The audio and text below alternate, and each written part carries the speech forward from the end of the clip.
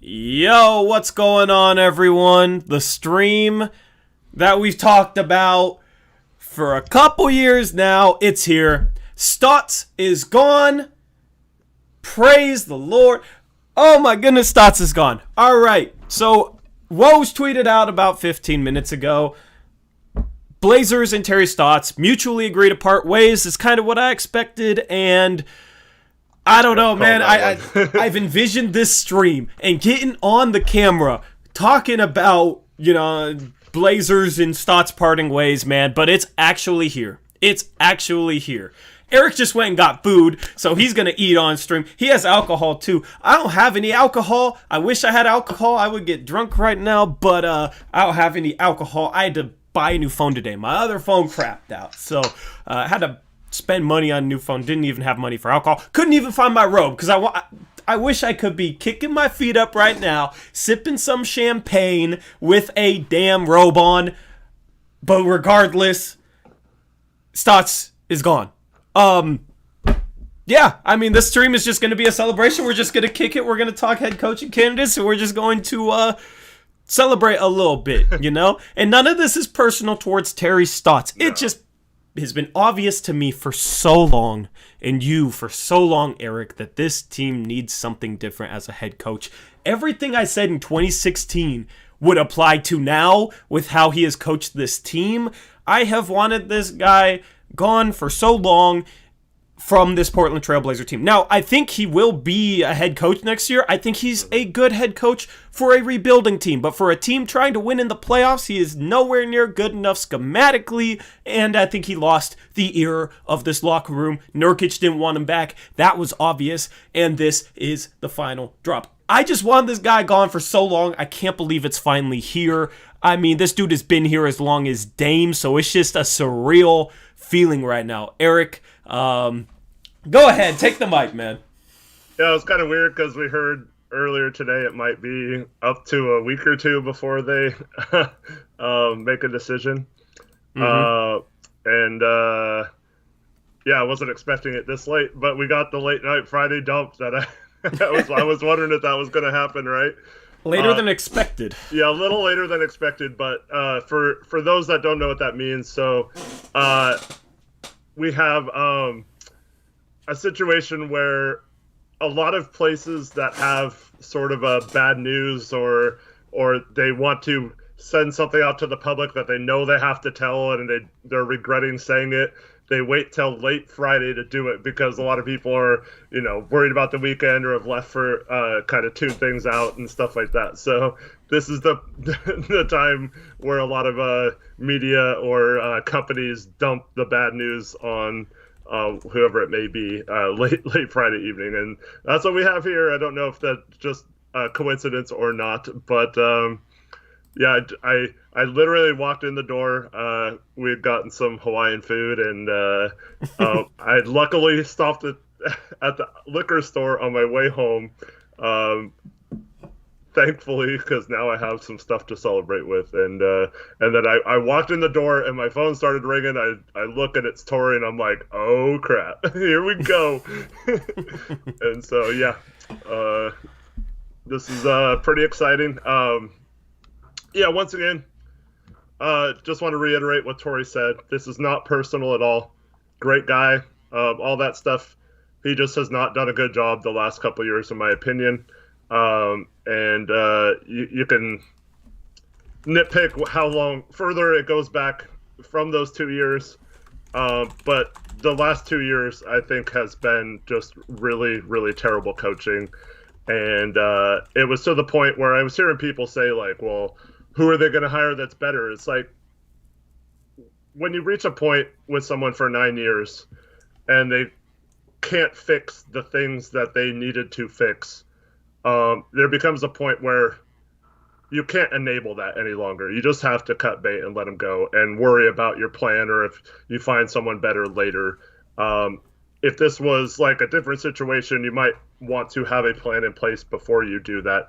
But I felt like the way this season went, he absolutely deserved to no longer have a job as the coach of the Blazers, and that it's time for someone new to see if they can unlock some magic from this team. And it's just, I believe this is way more significant than a lot of people will lead you to believe. I've heard a lot of stuff like changing the coach won't matter until like the whole team's changed out, until Dame gets 8 all-stars around him to play with, all this crap. Mm-hmm. But I believe this tonight is a pivotal moment in the franchise.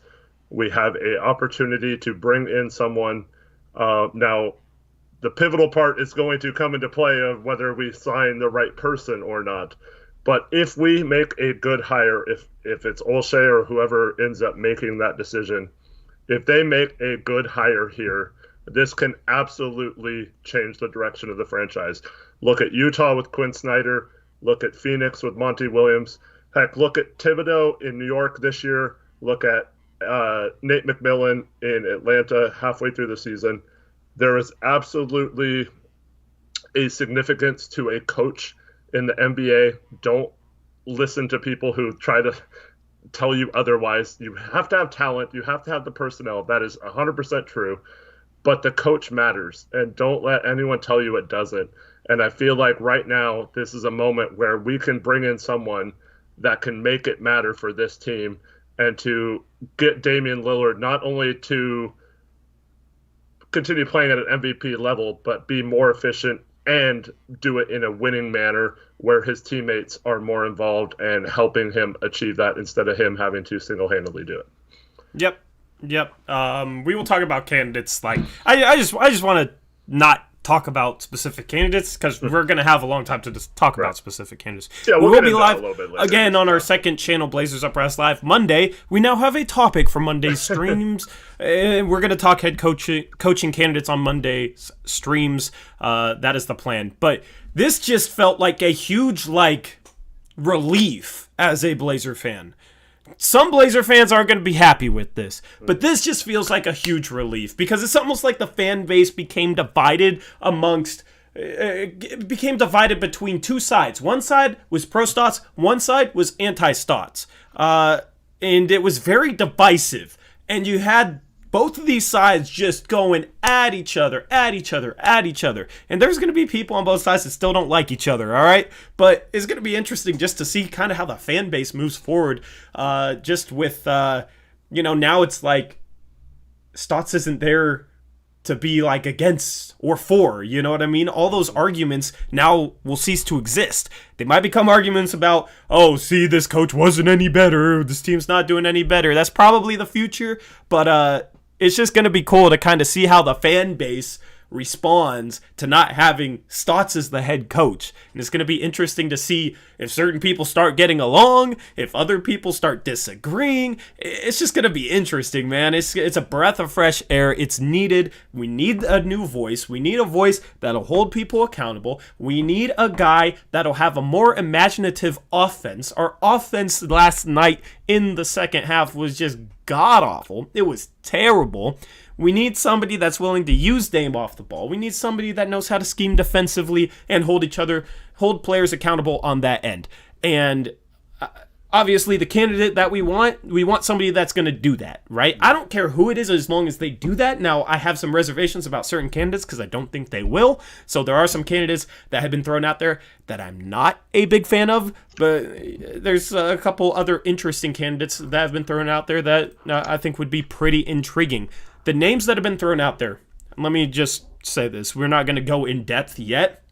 We're going to kind of I want to do a little bit more research on kind of what these guys' philosophy is coaching-wise, and just kind of study them more. And then on Monday, we'll have our stream over on Blazers Uprise Live, our second channel, and we'll kind of go in depth on some of the coaching candidates. But the candidates that have been named, you heard Jason Kidd. You've heard him before. I'm not a fan of it, but he's been a guy that has been linked. Woj is the most trustworthy source when it comes to the Blazers. He breaks everything Blazers, and he tweeted out, among candidates expected to be considered for the Blazers opening, sources tell ESPN, Clippers assistant Chauncey Billups, Jeff Van Gundy, Nets assistant Mike D'Antoni, and Michigan's Juwan Howard. Juwan Howard is, of course, a former Blazer. I thought it was interesting that his name was thrown in there. He's been doing a terrific job at Michigan. You got 2 former players there without NBA head coaching experience, but they have some coaching experience in the past couple of years. Juwan Howard, head coach at Michigan, and then Chauncey Billups, Clippers assistant. So, and then you got a couple guys that have coached before with D'Antoni, Jeff Van Gundy, Jason Kidd. So those are some of the names that are being linked to the Blazers. Yeah, and I mean, let's just get this out of the way. I think Kidd would be a bad move. Man, don't kill the vibe. Let's not talk about Jason Kidd. We'll talk about him on Monday. I think that's a smokescreen. I mean, I wouldn't be surprised if he's interviewed, but if Olshey is the GM still, you know, Kidd's got some questionable things that he did in the past. You know, domestic abuse, stuff like that. I just don't see them just glossing over that in a coach hire. So I think that's just kind of like he's the hot name, so every job opening is going to have his name attached to it or whatever. So I don't know. I mean, it might still happen, but I'd be surprised if they hired someone with that big of a red flag in their past as head coach. Yep. Let me thank donation. Shout out Elias, $5 dono. He said, let's go. Shout out to... Cheers, Elias. Yeah, shout out to Elias, man. Shout out to Apple's $2 Australian dono. Said, I would really like Chauncey Billups as head coach. We will discuss that Monday. If you're not subscribed to our second channel, make sure you do that for that coaching talk. Monday we'll go live around 9:30 p.m. Pacific time. We'll talk coaches. We'll also talk a little bit of playoff action. Right now you do have a game going on. Cheers, Apples. I completely forgot there was a game going on right now. What is the score of that game? No It's matter. tied at 77 with 10 minutes left in the fourth. I will keep you guys posted on that game throughout this stream. Might even have to do some play-by-play near the end of it, because that was fun the one time I did that near the end of the season. Shout out to RIP Blazers, $2 dono. He says, buy a Mountain Dew Voltage. I don't really drink Mountain Dew, so can I buy like a Dr. Pepper or a Coke with that $2 dono? That would be awesome. Shout out to JM1231, $20 dono. Says, here's the super chat I have long promised. Holly effing Luya. Time to turn a goddamn page. Thank you guys again for helping me see the light on Stotts, and I'm ready for a new era. This offseason is going to be super exciting. I agree, this offseason is already off to a great start, in my opinion. Appreciate it, JM. Cheers, JM. Cheers, RIP Blazers. Thank you, guys. Yep, glad to see you. Glad to help you see the light. You know, I don't have much light in this room most of the time, but I'm glad that I can help you see some light. So shout out Near012, $5 dono. Says, are we going to get a coach that will hold players accountable? That's exciting.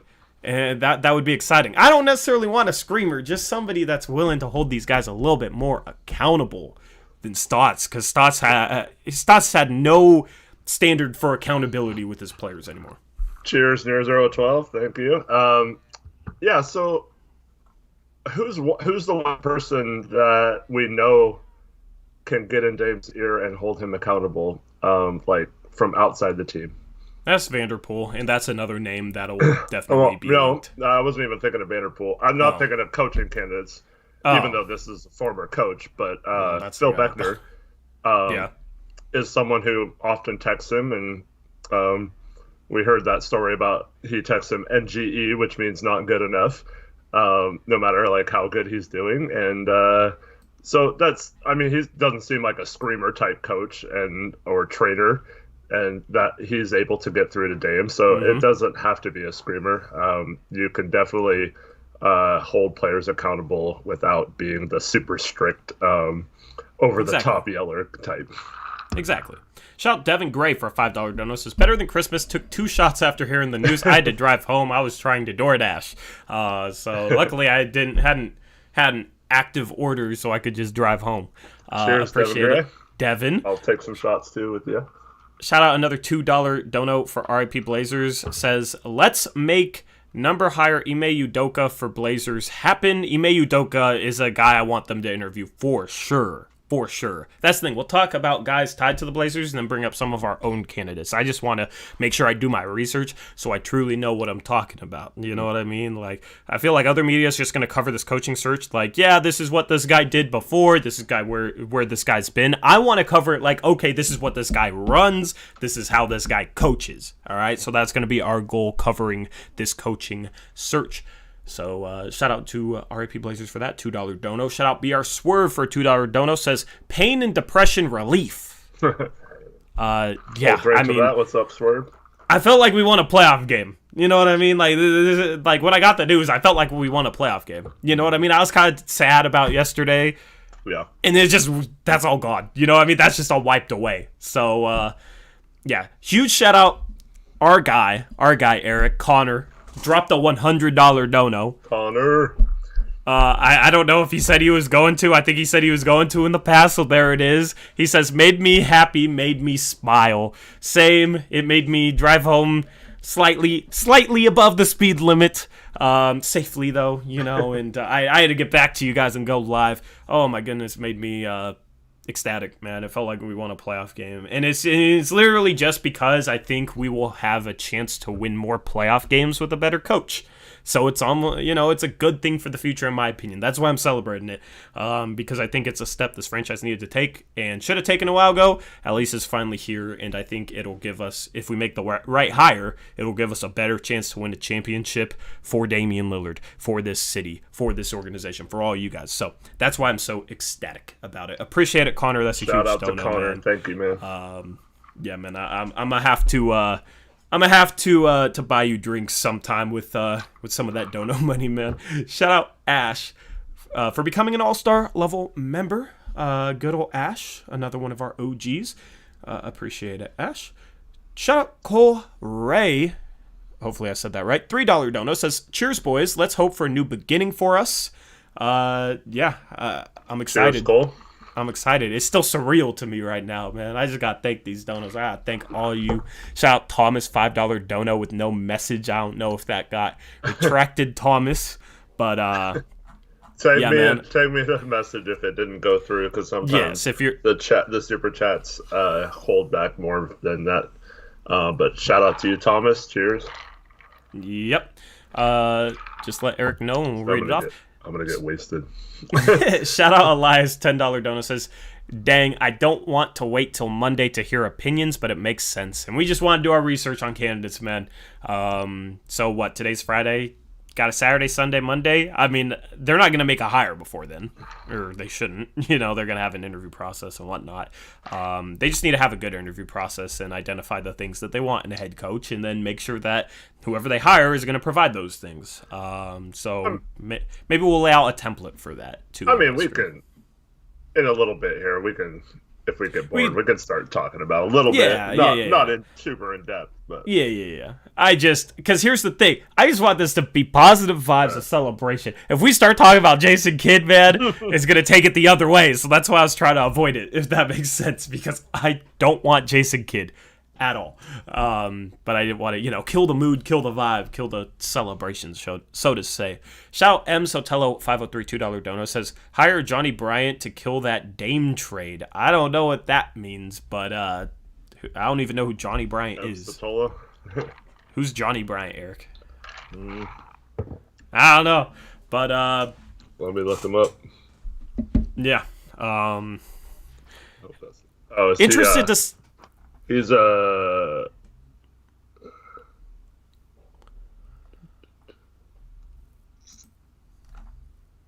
Is he an assistant with? Yeah, he's the associate head coach for the Knicks. Okay. Hey, good name. I haven't heard of him, but I'll do some research on him. I mean, definitely curious to hear your guys' coaching candidates that you guys want, There's some guys that I've watched coaching clinics. I'm probably going to be watching, trying to see, if there's coaching clinics from these guys and looking at film of the Rockets playing under D'Antoni, especially defensively, kind of what they're running, and that sort of thing. Right now, I am drinking Rockstar because I saw a couple people ask that. I had to buy a new phone today. I put down as much money as possible. My old phone completely crapped out, and I have to have a phone to work because I'm a DoorDasher outside of this. So, yeah. I didn't really have the money to buy alcohol, and this was very impromptu. I was trying to make some money so I could buy some alcohol maybe for tomorrow. That's why I was door dashing right now. So yeah, I don't have any alcohol. Timing, I mean, I'm not complaining about the timing. I don't care. Like, it's cool that it's here, But it was at the point where I was kind of hoping it was coming tomorrow, I got some rum and coke, and I filled this huge cup like halfway full of. So, don't kill yourself, Eric. Don't die on us, man. 3/4 of the way done with it. Oh my god. Yeah, Eric's gonna be falling out of his chair. Do it. Real quick, let me just say, I have to say this on the air. Mm-hmm. Thank you to my wife. I'm so sorry. Like, we were supposed to have a nice evening without the little ones tonight. And kind of got ruined by this news. She's now telling me I need to make it up to her. I just want to say thank you for your understanding with how important this stream was, and I'm sorry that I ditched you for this. Yep. I mean, yeah, you got a huge shout out to your wife, because your wife just seems super understanding and just very she's good best. Wife. Yeah. Yeah, so everybody give a shout out to Eric's wife. Yeah, because I don't know, if I had a girlfriend, I don't know if we were supposed to have a date night. I don't know. My ex wasn't the most understanding, so maybe that's part of the reason we're not together. I don't know. But I'm not gonna go there right now. But yeah, so shout out to her for understanding that this is just the stream we've been waiting for a while, man.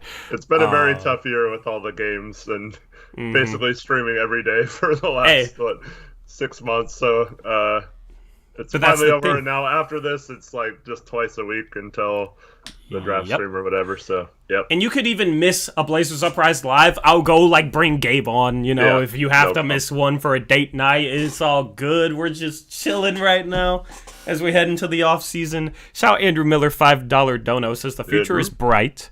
Still waiting on those hats, Tori. LOL. Keep on killing it, fellas. Let's go. And I will have a merch drop at some point this summer. I need to figure out how to do the hat thing. At least the type of hats I want. Because I gotta go through a whole different merch provider for that. So I'll have news on that. I'll drop merch this summer. Now I have a lot more time now without the season going on to kind of work on little stuff like that. So shout out Andrew for the $5 dono. He's gonna be in our mock off season, by the way. So if you're a channel member, I posted a prompt for channel members only on this main channel. The final spots in our mock off season. Of course, me, Eric have a spot. All our mods have a spot. That sort of thing. So the remaining spots, channel members have priority. It does take commitment daily, pretty much. So if you're unable to do that, then it's probably not the best. We will do content on the things that happen in it. But if you're interested in doing our mock off season and you're a channel member, contact me on Twitter at ToryJonesYT. Email at blazersuprise@gmail.com. You can message me on Discord. Just contact me. So Andrew hit me up today. We got him in there because he's always donating. One of our biggest supporters. He's awesome. So we got him in the mock off season. Shout out Dro, $5 dono, says smoking that Stotts pack tonight. That's a phrase that's the new thing that the kids say, right, Eric? I mean, I'm 25 now. I turned 25 5 days ago, so I guess I'm old. I'm no longer young 20s. Now I'm officially mid 20s. There's no way to avoid it, and that's the new slang that the kids are saying nowadays. So I guess tonight, Eric, we're smoking that Stotts pack. Dro says this joint is going to hit like no other. Time to get Chauncey or even Damon Stoudemire. Vanderpool is a great option. Yeah, we'll go into a bunch of options on Monday. Blazers Uprise Live. Make sure you subscribe. Second channel, link in description. Cheers, out, bro. Yeah, cheers to Dro. I don't have alcohol, so nothing to cheers with. Just give me a little second after each one to cheer us.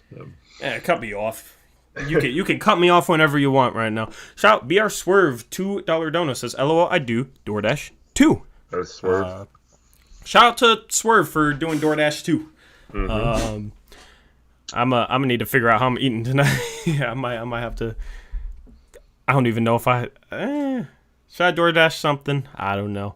I buy it too much because I work for DoorDash, but they don't give us any like discounts or nothing. They don't give their drivers any discounts. So after the stream, I'm gonna go try and find a real nice meal to cap off a great night. Shout out to Monty in chat. We got Damani in chat. Damani! Yeah. What's up, Damani? Damani was on our very first stream. It's fitting. Like, he had to be here for the Fire Stotts stream, man. Because he was on our very first stream, our draft stream. Would love to get you back on another stream, Damani, since you were here when it started, man. We'll have to figure that out, man. Especially with us being able to do more this summer. Shout out to... Mills Woj, $5 dono, says, man, Jeff Van Gundy, WTF. That's kind of what I said to that. I mean, I don't know. He hasn't coached in so long. I don't really know what he's like as a coach. So, cheers, Mills Woj. But I'll take it over Stotts. Shout out Definitive one of the OGs, $10 dono with no message. Tag Eric in chat with the message if it retracted your message. If there wasn't a message on it, then I simply appreciate the donation. Shout out Definitive one. Where's your cheers, bro? Definitive one, what's up, man? Cheers. See, I paused to let you, and then you didn't do it, and it made me look bad. I was looking because I forgot to look if Thomas had left a message for his, so I was busy doing that. But yeah. Yep. Carson Dunn, $25 dono for your next date night. Eric on me, enjoy. Yeah, we're gonna have to take this dono money. Your next date paid for from this stream.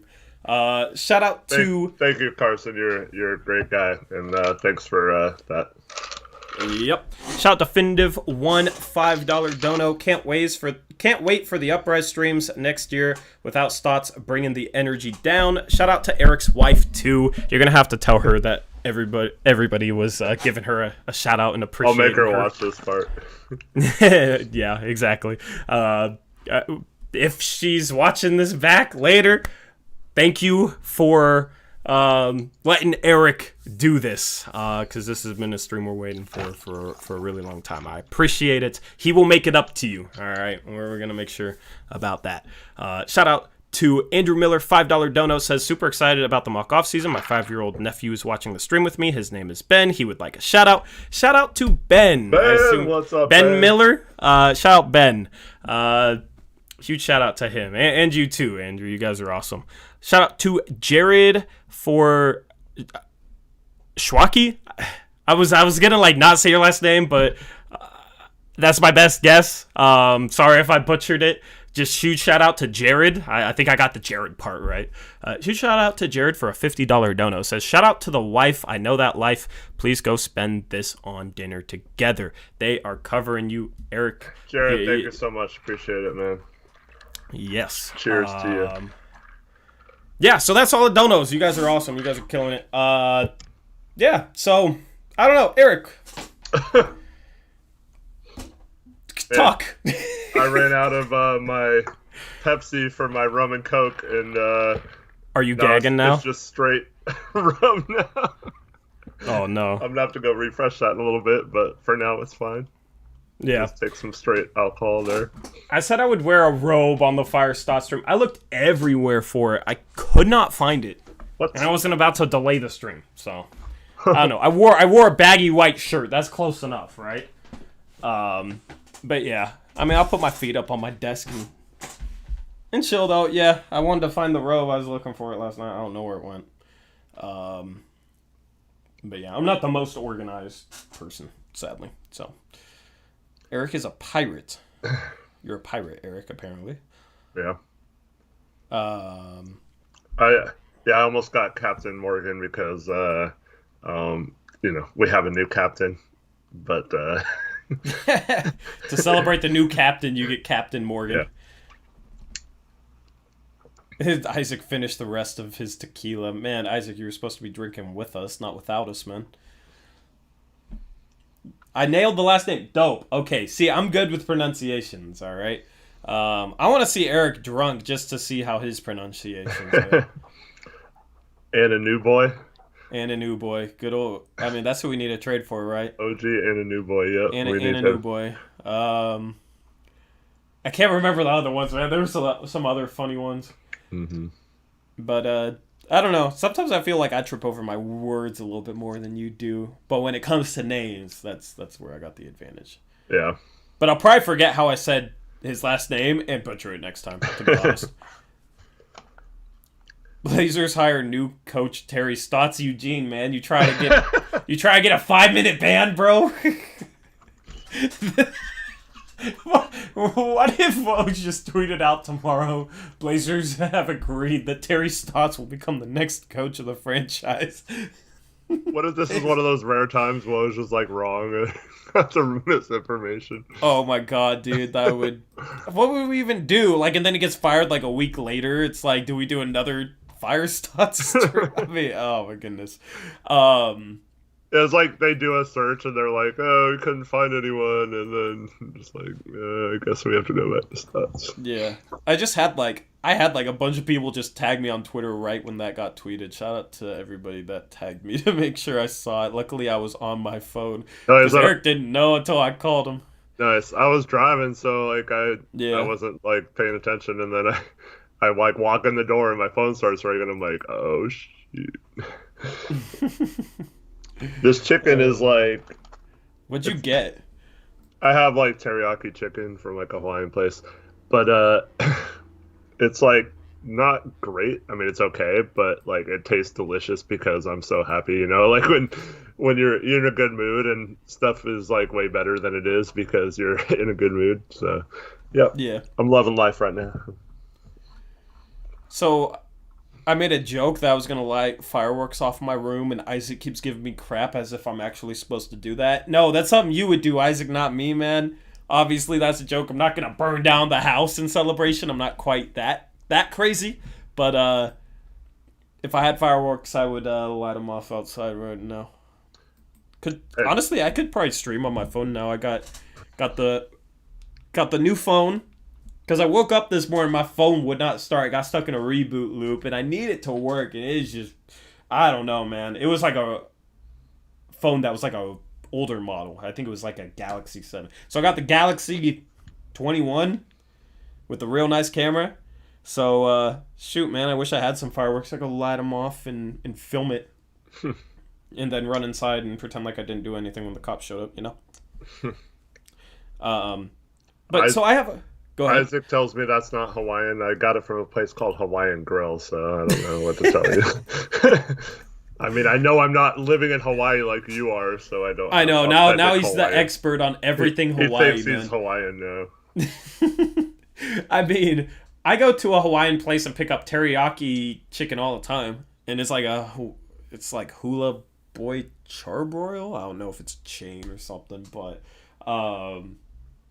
Yeah, I mean, go talk to the restaurant, man. Go complain to the restaurant, Isaac. Shout out Eat a Bowl of Rice for a $5 dono. Rice. Says, what a great day. Stotts lost his job, and I got the offer for a new one. We're going to get Eric trashed. I don't want to kill Eric, all right? I want to keep Eric alive. We need Eric alive. But yes, Eric's going to get thrashed or trashed or whatever. Yeah, appreciate you, Rice. Congrats on the new job offer. Is it Stotts' job that you got offered? Because if so, let's go, man. Just bring me on as an assistant, and we're going to win a championship. Awkward silence. So did you... do you want to address the Dame crap real quick? What? Oh, everybody reading too much into Dame right now? Bruh, Dame ain't leaving. We ain't trading him. Everybody got chill. We went through this in 2019. This time we're actually making changes because we didn't even get rid of our dang coach. Yeah. Or was it 2008? 2018 we went through this. Yeah, so after the Pelican series, we went through all this. We didn't trade him. The Suns fans have been going through this for the past 5 years with Devin Booker. I mean, look at them now. Shout. Do you want to talk about more of that? Or well, his comments about this, so you go ahead and read it. And Dame had comments about this? No. Mills Woj dono is about the Dame stuff, so you can Oh, read that got off you, and then I'll got you, got finish. you. Yeah. Mills Woj, $5 dono. Appreciate it, Mills Woj. Says, what did you guys think about all the Dame trade talk on ESPN and FS1 and the cat thing? But I'm also gassed. This is great. Here's the thing with ESPN and FS1. They're going to do stuff for clicks. Guess what? Damian Lillard might want to trade is going to get clicks. So, of course, they're going to sit there like, Damian Lillard might want to trade. LA and New York should trade for him. And then their huge fan bases are like, oh my goodness, did you see ESPN and FS1? Stephen A. Smith and Skip Bayless were talking about Dame might get a trade. What about this trade idea and this trade idea? And everybody's talking about it, and their show gets a ton of attention, and they make money. So, of course, they're going to talk about it. Doesn't mean it's legit. So yeah, I don't buy into any of that type of stuff.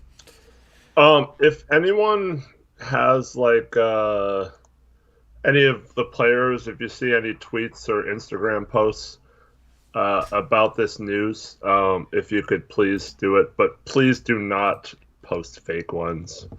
But someone just said Dame is upset or something, but don't say that if it's not true. Dame has not made a tweet tonight, doesn't look like. But if you see anything from any of the players, just let us know so we can. Bro, his IG post doesn't mean he wants to go, man. If somebody posts some fake stuff like that again, it's a 5-minute ban. Eric was literally just talking about it, and then it gets posted, bro. Bro, it's a song about like dedication, man. Like, God, just he's not going, okay? I called the freaking Norman Powell trade 6 hours before it happened. The Gary Trent Jr. riding hit for Norman Powell trade. I told you guys for years what the problems were with this team, and guess what? It played out exactly like that. Stotts gets fired. So just trust me, okay? Like, I feel like I and Eric have said enough things right that you guys should just trust us. Dame ain't going nowhere. Dame doesn't want out. Okay? He's going to be a Blazer next season. Yep, and I've said this multiple times. If you think Dame is going to want out of this situation, you're basically questioning everything that man stands for. He said it multiple times, including a couple weeks ago, that he is in Portland. He wants to win for Portland. He'd rather lose in Portland than go join a team that has a chance to win a title or whatever. So he's not going to do it. I got some questions today like, well, so would you think he's a traitor if he goes back on those words? And honestly, I don't even have to worry about that because he's not going to. And as it's just like no point in thinking about it. This guy isn't LaMarcus Aldridge. He's not going to say, oh, I want to be the best Blazer ever, and then leave town the minute he has a chance to. This guy means what he says. Sure, his mind could change down the road, and things could happen. But for right now, there's no chance he's going to leave. He's going to stick to his word. He's going to stay here. And for those who say, like, well, what happens? What would you think if he does that? It's like, well, okay. We went through the whole Jailblazers era. I know a lot of you guys are probably too young for that. But, like, we haven't had to worry about that with any players on this team. And that's one thing that's been really nice as a fan is just, like, the people on this team, whether you want to trade CJ or not, or, want to, like, you don't like Melo or whatever the case is, there's just a lot of, like, good guys that you don't have to worry about their character and their, going out and doing something dumb and costing the team with some sort of off-court thing. So, like, I would be more shocked with Dame demanding a trade than if he, like, got accused of murder or something like that. Like, it's just not going to happen. I don't have to worry about him showing up in the papers committing a crime because it's a good guy. He's a great person. He's not going to go back on his word after saying it for so long. He knows how bad that would look if he runs from the grind after just telling Paul George last year, you running from the grind, man, he's not going to do that stuff. So, like, he's frustrated that they lost, and he should be frustrated they lost. He should want this team to be better. He should want the organization to provide him a better chance to win, especially when he's putting up the type of performances he is. That doesn't mean he wants out, and that doesn't mean that uh, he's going to like change his mind and want to leave this situation. And I mean, there could be a point at the end of his career or towards the end of this contract where, like, the Blazers themselves go to him and say, "Hey, look, man, it's not working out. Like we've tried it. We're gonna rebuild from this point. Do you want to be a part of that, or do you want us to trade you somewhere?" And then he might move on. But that's not him going against his word. That's just the organization isn't trying to win anymore. And as long as they are trying to win, as long as Dame is in his prime, I mean, I will put this on the record. There is 0% chance that guy requests a trade or wants out of Portland. He is with Portland. He is loyal to a fault. You can say that's good or bad all you want, but this guy is a great guy, and you don't have to worry about him going against his word. Yep. You said it well. Shout out to I thought that donation was about the Dame conversation, so I was going to read it and just insert it into the conversation. Why are people talking about Danny Ainge? We'll change the subject. I think you summed it up pretty well. Why are people talking about Danny Ainge? I think it's just because he's from Oregon. He played for the Blazers at one point. A lot of people like how he is as a GM. I mean, you can make the argument that recently as a GM, he hasn't been great. He had a couple of good trades that propelled him to being a lot better than maybe overall when you take a step back. Maybe not the best GM, but I don't know. There's also some rumors about some, racist comments and things like that. So I'd probably shy away from Ainge as much as he was part of my childhood, and being from Oregon is a cool story and all that. But yeah, I don't know. But I could see why people like him. They think he's some sort of great GM. He retired for a reason. I mean, he made a great move to get those picks from Brooklyn that gave him Jaylen Brown and Jason Tatum, and like that trade made his career as a GM. Like that was one of the biggest fleeces in NBA history. The trade where he sent Paul Pierce, Kevin Garnett, and I forget who the other guy involved in that deal was. I think there was a third guy involved in that deal, but basically it was Garnett, Paul Pierce to the Nets. And he got back like 4 unprotected firsts or 4 unprotected pick swaps. And then Brooklyn ended up being terrible. And the Brooklyn picks essentially became the first pick, which then Danny Ainge traded down to number 3 and took Jason Tatum. That was a great move. Jaylen Brown at number 3, really solid value for a 3rd overall pick. You get a guy this year who averaged 25 points per game, 3.5 assists, good defender at the 2 or 3. So that's the thing, is that trade kind of made him. The problem is he hasn't, like, you can kind of criticize him the same way some people criticize O'Shea, where like he hasn't been aggressive enough with like an all-in move or going out and getting like that piece they need. So that's the thing. It's like Gordon Hayward wanted to sign there. I don't give Danny Ainge too much credit for that. Brad Stevens was coaching there, and then Gordon Hayward wants to leave, and he signs Kemba Walker to what is now a bad contract. Yep. If you want a guy to be aggressive and kind of make an all-in move or roll the dice, I'm not sure Danny Ainge is the right guy for that. Yeah, much like Stotts, or much like O'Shea, I mean, he's been accused of almost making all these big trades. Like he almost traded for Jimmy Butler. He almost traded for Anthony Davis. He almost did this and that. And that's exactly the opposite of what all these people want. So I don't understand the people who want all-in move and want that. I mean, yeah, he was the GM that brought in Garnett and Ray Allen. But you have to keep in mind, they also had the number 5 pick in that draft to get a Ray Allen. Otherwise, that might have been a lot more difficult in a position like ours, where we don't even have a pick in this draft. So how could we easily get a player of like Ray Allen or Kevin Garnett's stature. So I don't know. It's just a frustrating situation. And what if he sees Dame and CJ as like, oh, let's trade them both and stockpile draft picks and rebuild? Like, is that what you want? I don't. I mean, I'm sure there's some people who would be fine with that, but for the most part, I think people I don't still. think ownership will hire a guy that would want to do that. Yeah, I don't know. But yeah, your voice okay? You sounded a little like. I'm good. My last drink was like all alcohol, and so it's Got you. scratching in my throat. Yep. Yeah, I figured it was something like that. Shout out Rip City every day, $5 donut. Thank God Stotts is gone. Do you think they're going to trade CJ? I think it's certainly possible. It's more likely this offseason than in any other offseason in past years. And that's because we have Norman Powell, and it's because Norman Powell's a free agent, and you might have to trade CJ to bring him back.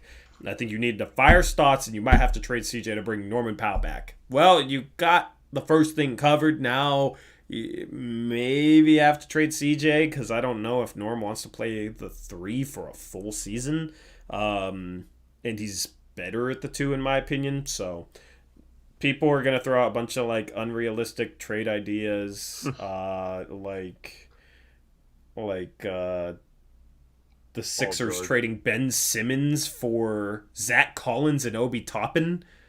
CYL Frog has the Sixers trading Ben Simmons for Zach Collins and Obi Toppin in a 3-team trade where McCollum goes to the Knicks and we get Ben Simmons and Emmanuel quickly. Yeah, the Sixers aren't trading Ben Simmons for Zach Collins and Obi Toppin, so I'm ready for those trade ideas that just don't make a whole lot of sense. But yeah, we'll touch on trade ideas as we get into the offseason. Like later in June, headed into July, that's when we're going to touch on things.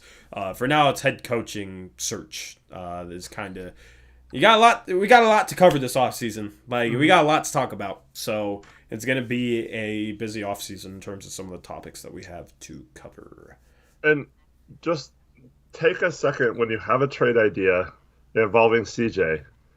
Just ask yourself, would the team you're trading CJ to want CJ? If it's a 3-team deal, would the team you're giving all these like assets to want, like a team like the Sixers are trying to take that next step for a championship? They're not going to want Zach Collins and Obi Toppin for Ben Simmons. That makes no sense.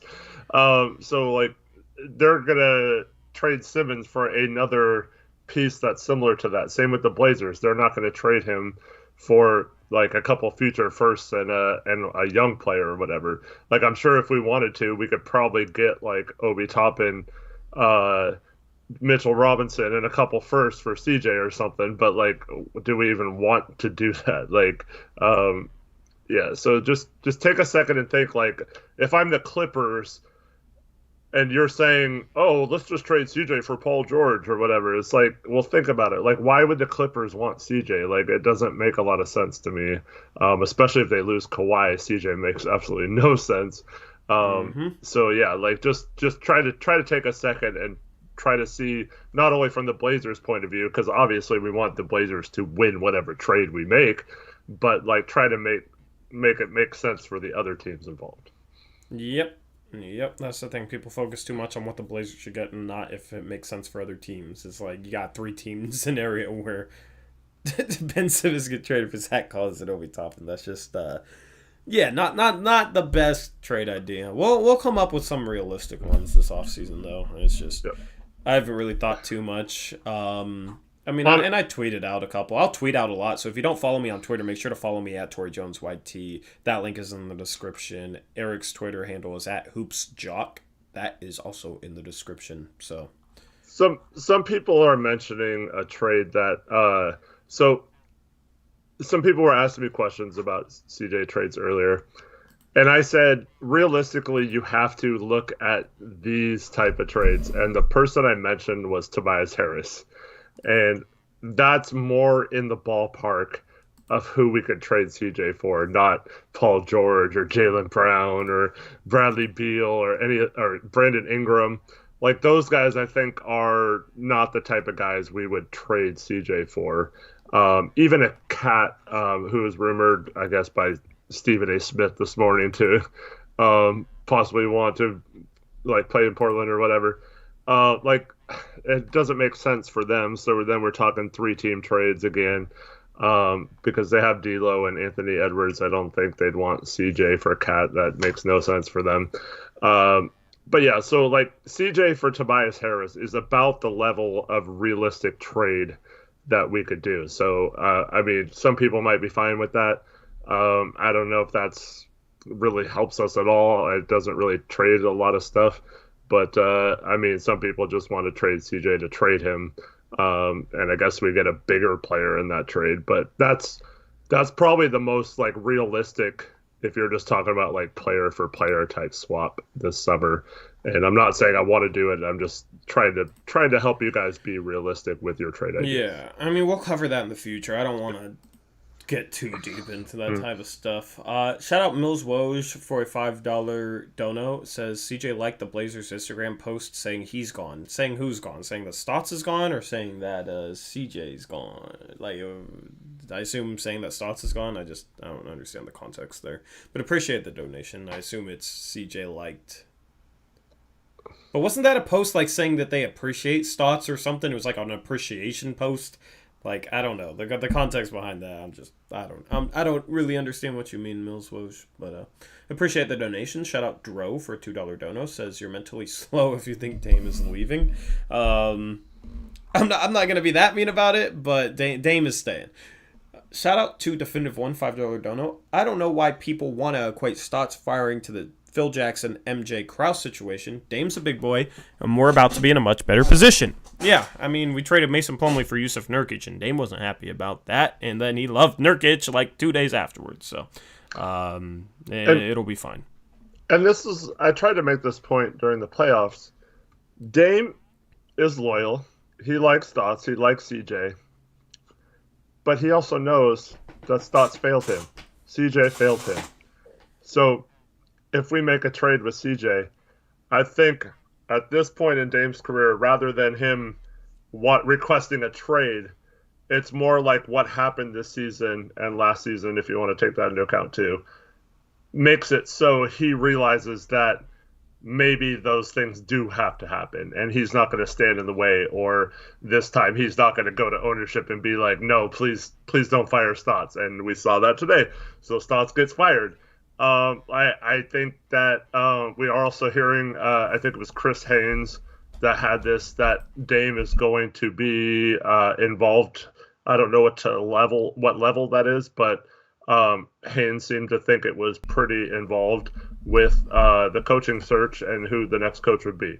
So if he's going to be like that, I don't think he was too mad about Stotts being fired. I mean, it's fine to reflect and thank Stotts for the first 9 years of his career. He'll always have a special place with Damian Lillard in this franchise and all that stuff. But I don't think this summer Dame's going to use that as a slight against him like he would have maybe in previous years. And that includes trading one of his best friends, CJ McCollum. I think he sees the writing on the wall that maybe that's for the better, even though he likes him as a person and they're friends and all that stuff. I think he sees this as maybe he can thrive in another situation and we can bring in someone that can thrive with me a little better and can step up and help me win some playoff games. Yep. Shout out to MF Money Folder for a $5 dono. Says, let's trade CJ McCollum for San Andreas Carl Johnson. At least that CJ is going to show up when it counts as Grove Street. I mean, this is just a bunch of references that I don't really understand. Shout out to Money Folder, I guess. So, shout out to Money Folder for the $5 dono. Shout out Isaac Figueroa for a $3 dono. Says, what about trade CJ McCollum for Karl Anthony Towns? Here's the thing. Any trade with CJ for a player is likely going to need a third team because a contending team is not going to trade a better player for CJ McCollum. Like, and a rebuilding team is not going to want CJ McCollum in the first place. You know what I mean? So, like, the Clippers, I don't see them trading Paul George for CJ McCollum if they keep Kawhi. Like, why would they downgrade in talent? You know what I mean? By the way, the Clippers won, so that's going to Game 7. No. All road games have been... Dallas has a road court advantage there. So the Yeah. the road team has won all 6 games of that series. It's the first time that's ever happened in NBA's history. So that's the only series going to a Game 7. Cheers, Isaac. Yeah. Let me just say, so yeah, it doesn't make sense for the Timberwolves, but that might be a situation where it keeps coming back to the Knicks for me. One, because they showed interest in CJ apparently earlier in the season. They called and asked what his availability was. 2, they have cap space to absorb a little bit of money and not send out as much, so that they don't have to like give up a bad contract or anything for it. And they have young players and picks. They have 2 extra picks from the Porzingis trade.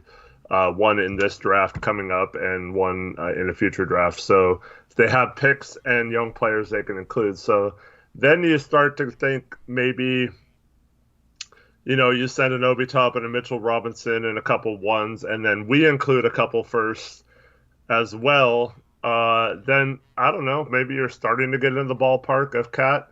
But then you have to wonder, like, is Cat the best fit with Dame? Because he's not a good defender as a big man. I don't know if he can really play next to Nurk very well. So then what do we do with Nurk? And but yeah, so it's definitely, if he becomes available, would be one of those guys that might just be like, that's the guy we have to go after because he's the most available star or whatever.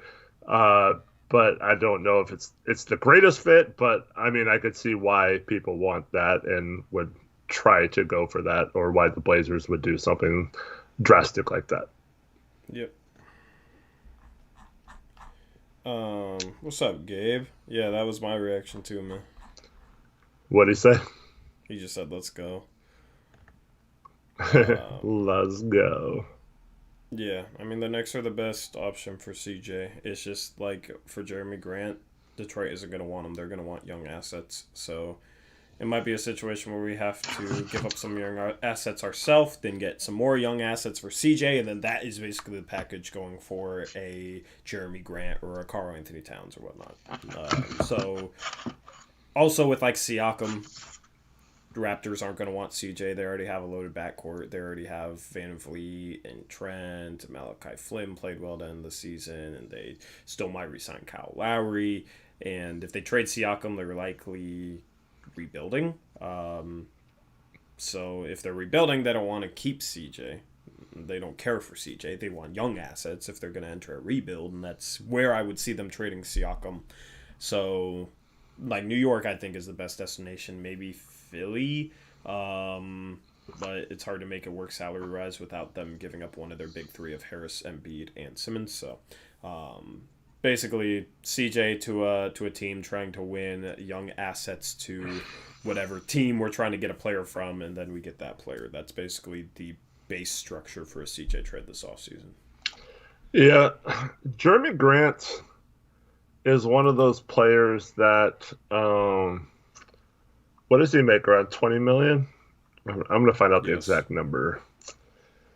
So DeRozan's a free agent, so that's not a trade. What's that? DeRozan's a free agent, so that's not a trade. I said Jeremy Grant. I know, somebody in chat said CJ for DeRozan. Oh, okay. So yeah, Jeremy Grant makes $20 million next year. So CJ makes, $30 million. If the Knicks were the trade destination, we could trade CJ for young players and picks, as long as it wasn't more than like $10 million. We would have a trade exception big enough to fit a player like Jeremy Grant, and then you offer like 4 firsts or something for him. I don't know if he's worth that much, but like that's the kind of thing it would probably take. So you would not only have to include a couple of your own first, but you'd have to trade for first to get in that deal as well. But who knows if Detroit would even, want to do something like that. But we would create a trade exception with a team like the Knicks big enough to take on a player like Grant. I just don't know if that's realistic that the Pistons would trade him. And also, Grant's the type of guy who, I mean, he got the same contract offer from the Denver Nuggets. He could have stayed in Denver on a contending team for that same price. And we heard he wanted to go be the man in a city like Detroit, um, which, yeah, so things might have changed with him since then. But as of last offseason, he did not want to go or play for a contender on the same exact contract. He would have rather gone and been the man on a lower team. And so, yeah, some of those players, I mean, like I said, they could change their mind and then realize like this sucks losing and go back to wanting to be on a contender. But some of those guys are completely happy putting up great stats on a bad team. So I don't know what type of player Grant is, but that is something to keep in mind, that he was perfectly happy going to Detroit versus playing with Denver this year. Yep. Shout out to Shooty Hoops for $5 dono. Says, y'all know the scene at the end of the Star Wars movie after the Death Star blows up and the Ewoks are all dancing and whatnot, because that's how I feel right now. Yeah, I don't remember that scene. I watched Star Wars, but like a decade ago, so I don't really remember. But I have watched it. I don't watch many movies, so any movie references tend to fly over my head. Christian Wood isn't really a target. Shout out to Shooty Hoops. Yeah, Christian Wood isn't a realistic target. Gordon Hayward is not a realistic target either, because they got 3 guards already with Rozier, Graham, and LaMelo Ball, so they wouldn't trade a forward for a guard. How was your job security, Stotts? I got 2 years left. Turns out the second year was a team option, so we really only had 1 year left, and yeah, he gone. He gone. Goodbye. Sayonara. Adios. Don't let the door hit you. I mean, honestly, he's been coaching like he was about to get fired all year, so. Yeah. Brandon B is asking, Jeremy Grant isn't a good second option. It's questionable how he'd be as a second option on a contending team. I don't know if he's good enough to be a second option on a contending team. What he did for a team at the bottom of the league doesn't really apply to how he would play for a contending team. I mean, I'll just say, like, I didn't think he had it in him to be this type of player he was this year. To like, I mean, his efficiency dropped a little bit, but not as much as I anticipated him as being the man. And he did score the ball well. He playmade a little bit, ran the offense, and so yeah. I mean, I wouldn't say he couldn't do that, but I don't know. I didn't really hear many people say that he's like would be a terrible option. I think most people think he would be a good trade for CJ. I just don't think that's a realistic trade. Not that it wouldn't be a bad trade. It's just not realistic. Yep. Shout out Near012 for a $5 dono. Says, Dame's quote is saying, go all in on me. That means trading CJ first round picks and or Nurk for another great player, and he'll win it all. I am just not going to read anything into like cryptic stuff. You know what I mean? Like, there's like, I've heard 5 different interpretations, and it's like a song lyric. Like, he tweets out a song lyric, and people, I've heard 5 different interpretations of it. Nobody knows what he means except for him, or maybe those close to him. So I'm not going to read too much into it because it's not likely going to be correct. It's just random speculation. That might be what he means. I'm not saying you're wrong necessarily. I'm just saying I don't really read into that type of stuff because most of the time it's just not even meaningful. So everybody reading and freaking out about that just needs to chill, in my opinion. Just relax. Mason Warner says Casey Holdall said no exit interviews this year, but Quick said the opposite, that they just haven't been scheduled yet. But I think we now know why they were not scheduled today like they usually are the day after the season ends. Mm-hmm. So, yeah, they did not want to. I mean, I said this too. They weren't going to parade Stotts out there to get lined up in front of all these questions and then fire him later that day. So I think that's why they did not have the interviews today. So I expect them to still have exit interviews like they normally do. I just don't think it's going to happen quite like it normally does. And they obviously did not want to put Stotts in a bad position.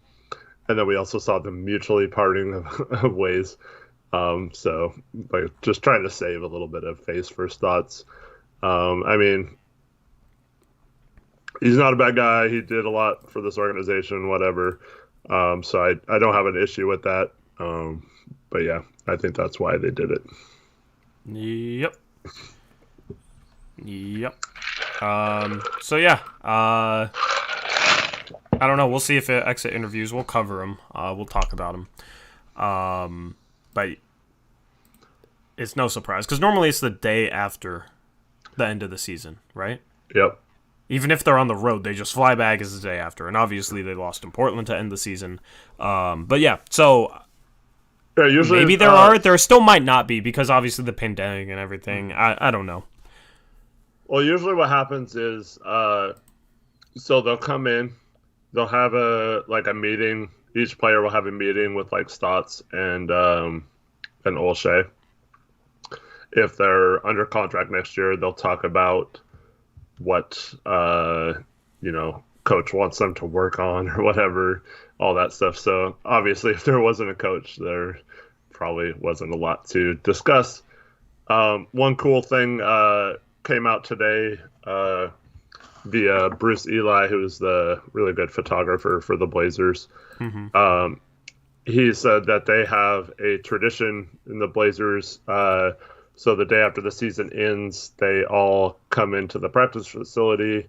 Everyone on the team autographs the jersey of whoever player it is. So each player has a jersey of everyone's autograph from the team, and they just kind of use that as a final closure of the season. Yep. Yeah, I've lost my train of thought. I forgot. Gabe had a good question. That's what I wanted to read off. He said, would you rather still be in the playoffs, or is getting rid of Stotts worth it? It's a tough question. Chat, let me know. Still in playoffs or getting rid of Stotts? If you had to pick one. See, like I said last night, I would have rather had the best of both worlds and made the second round and at least, played the Suns tough and then lost and then still fired Stotts. So that would have been the ideal situation. But what if making the second round? What if winning this series meant that Stotts was going to stay? Yeah, then if we were going to lose in the second round, I think this is a good thing. Well, without knowing what's going to happen the rest of the way, just winning the series meant he was going to stay. Do you think this is better? I mean, I still had that sliver of hope that we could somehow overcome it and contend with how weird things are this year. But yeah, I mean, I can't deny that this is a good thing for the franchise moving forward. But at the same time, depends on who we hire. Not to bring you down, Tori, yet, but I'm saying like if we lose in the first round, fire Stotts, and then we're like, yes, we did that. That's good that we fired him, but then we hired Jason Kidd as our coach, then and like Danny Ainge as our GM, then like I would have rather kept Stotts, I guess. Maybe I don't know. Yeah, I mean, I'll take any coach over him. I'd even take Jason Kidd over him. Like, it's obvious we need a different voice. Like, I would take Terry Stotts 2.0 with a different voice, you know what I mean? Just to shake things up. So it's like, I wouldn't be happy with that. I'd be mad with that. I'm just saying, like, it's not like I would have rather kept Stotts than hired Jason Kidd. We need to hire a better coach. Somebody shouted out Steve Blake. I mean, I don't want to go there. I don't know. It is interesting. Like, something that's going to matter is what are Olshey's connections to potential candidates. Chauncey Billups is a guy he's been connected to in the past. So Chauncey is definitely a candidate to watch out for. Mm-hmm. I don't know. He could be a guy that I feel like could be really good or just real bad. I don't know. He's like a wild card candidate. And honestly, you know what? I'm okay with a wild card candidate. I'm okay with that. Swinging for the fences, and maybe you hit a home run, maybe you don't. That's kind of what the Nick Nurse and Steve Kerr hires were. So, yeah, I've mentioned this before, but I kind of soured on Billups when he was an analyst for ESPN. Uh, like some of the stuff he said was just like, oh, really? Like, Like what? so maybe that was more like talent evaluation versus coaching. The problem is you have a player like that was really good. Is having like a person who's been there with experience and is just like a steady influence, is that more important than someone who's going to go home and lose sleep every night trying to draw plays and um, doesn't have that like financial security? If he loses his job, he's fine, type of thing. So that's the only thing I caution about some of these former players that don't have a lot of coaching experience is at the same time we've seen a person like Steve Kerr have success in his first job uh, as a head coach, but a lot of those players, you wonder, are they going to put in the grind? The ultimate example of this is Clyde Drexler, who uh, got a coach at his alma mater in Houston back in the day, and he like basically barely showed up to practices and was just like a figurehead type person. And I'm not saying Billups would be like that, or I don't know anything about any of these candidates. That's just one thing that you have to vet in an interview and make sure that a lot of those guys are willing to put in the work necessary, willing to design the X's and O's and do the grind of an NBA season versus someone who's just like, oh yeah, I'm a head coach, like I made it, and just kind of show up to games and hope that's good enough. Yep. Somebody said Pinwheel Empire is down bad. How are they taking this? Because I'm blocked, and honestly, Blazers Uprise Twitter account is also blocked. Oh, is it? Nice. Yeah, it's just I don't even know how that's possible. I searched them and they didn't show up. That's funny. Yeah, they blocked the Blazers Uprise Twitter account, man. They are dedicated. Mm-hmm. They're dedicated to blocking us, so. We don't even interact with anyone from that website. So. I know. They still blocked it, which is funny. I don't understand that. Because we don't tweet at them. We don't tweet our Stotts stuff from it. We literally just tweet out our streams. Yeah, so my mindset, they're attacking anti-Stotts fans. All right. Cool. Of course they are. Of course they are. Let them. They lost, okay? They can be salty. Screw them. Don't care. So, I think we heard that article, the first one with like, not today, but like a few weeks ago, the one that originally had Jason Kidd. I think that one also had Billups as well. That one had the Blazers as wanting a coach with like some playoff pedigree or some championship pedigree or whatever, and it almost made it seem, I don't know if it was like a direct quote from there, but they made it seem like they were going to go after and possibly were willing to trade for a current coach that had some championship experience. And that's why I mentioned Popovich last night. So before you get into any of those other candidates, I would, I don't mind interviewing those guys. I think everyone listed is worthy of an interview, I guess. But I would call the Spurs, I would call the Heat, I would call the Toronto Raptors and just see if there's any possibility that a Popovich, a Spoelstra, or a Nick Nurse were interested in leaving their situation and coming to the Blazers. And that would be the first thing I would do. I would exhaust those options first, get a coach who has won a championship, get a coach that has systems that work in the playoffs, that will change their systems if they don't work, all that kind of stuff. So those are the calls I would make. I would go for a home run. It sounds like from everything I'm hearing, that the Blazers do want to make a home run with this hire. So yeah, that's just how I would approach this. And for the record, I'll say this again tonight. I am not saying that any of those coaches would want to leave their situation for here. But if you look at it, I mean, San Antonio is in a rebuild. Pop is getting old. People have speculated that he'll retire soon. Maybe he just wants one last challenge or one last chance to, coach a good player or a better situation. Nick Nurse, Toronto, if they decide to rebuild, I could see them maybe just he's butted heads with a Siakam at times this year. Maybe they just decide to move on and go with a different direction and thank everyone who got them a title and trade Lowry and trade Siakam and let Nurse go to another situation.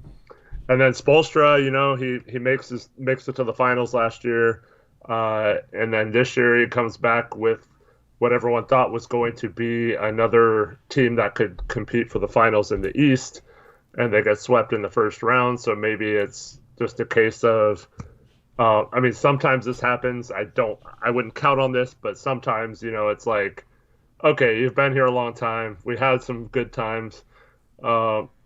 Maybe it's time to just let you go fly somewhere else. So those are the two.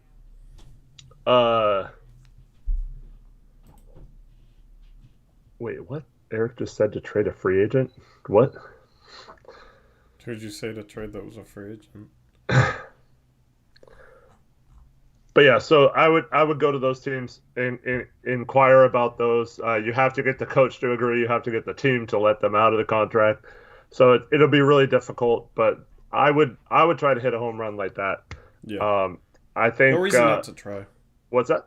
No reason not to try. Yeah, and then a guy like Juwan Howard, who is he's thought of as a major up and comer. Has he been in Michigan 2 years or 1 year? Was this his first year? Yeah, no, he replaced Beeline, so I think this So was 2 his years. second year. Yeah, so he's going into his third year. But yeah, he's already there. A lot of it could be recruiting, but a lot of that. He's a really good recruiter. He's had a meteoric rise, and I think they're right there with Gonzaga 1-2 for Gonzaga. I know I misspoke. Sorry, Gonzaga for 1-2 in the recruiting rankings. So yeah, he's done a great job with that program so far. So maybe that's a guy. Even as a player for Juwan Howard, he was always thought of as a pretty good into bench guy to have. His 1 year here, I forgot what year that was, but he had a really calming influence on the locker room that season. So I don't know, maybe that's a good guy to actually target. But there's a lot of situations. Go Hawks 05 asks, what do coach trade packages look like? You can only trade picks and cash, I guess. And you have to, like I said, you have to agree to the coach coming to your team. You probably give him a contract extension or whatever. But yeah, so those are the kind of guys I would first exhaust all those type of big names before settling on a Jeff Van Gundy or a Jason Kidd or whatever. If that's what you have to go down to, but first I would try for one of those home runs. The reason why I don't like Kidd or several other coaches are, a lot of those coaches have had multiple opportunities. Jason Kidd's been the coach of two teams. Yeah, he left Brooklyn after a season or two, but he didn't really have success at any of those places. And I don't think those are the right guys for the job right now. So I'd rather have a completely new coach like Chauncey Billups than have someone who's had multiple opportunities and hasn't done a good job in those opportunities. Yep. The only retread that is kind of exciting is Mike Brown, and I can get into why on Monday, but it's just philosophical stuff. I just want a coach, man, who just can scheme defensively and teach defense, can coach defense, and isn't kind of stuck in his ways, and is willing to throw different looks at the opponent. And I want an offense predicated on ball movement, using Dame off the ball, getting him better shots than he has to settle for, running a pick and roll and isolation heavy offense. It'll be interesting to see whoever we hire, how like our rankings and certain things change. Obviously, that will also be dependent on how the roster changes, but and then accountability on top of those things. Those are kind of the main three things I want. Is just a good offensive coach that knows how to scheme and coach that end of the floor. Guy that will just hold players accountable in general, and a guy that can get movement into our offense and make our offense harder to guard in the playoffs, because right now it's way too easy to guard, and we saw that in the final 16 minutes of last night's game when we only scored 20 points. Yep. And people ask about Frank Vogel in chat. I'd be surprised if the Lakers fired him after 2 seasons, one of which he won a championship, and the second season he has his second best player go down in the playoffs and is not available. So that's really hard. Yeah. Yeah. So anyway, you drunk yet? I actually need more. I need more alcohol. I'll be right back. Yeah.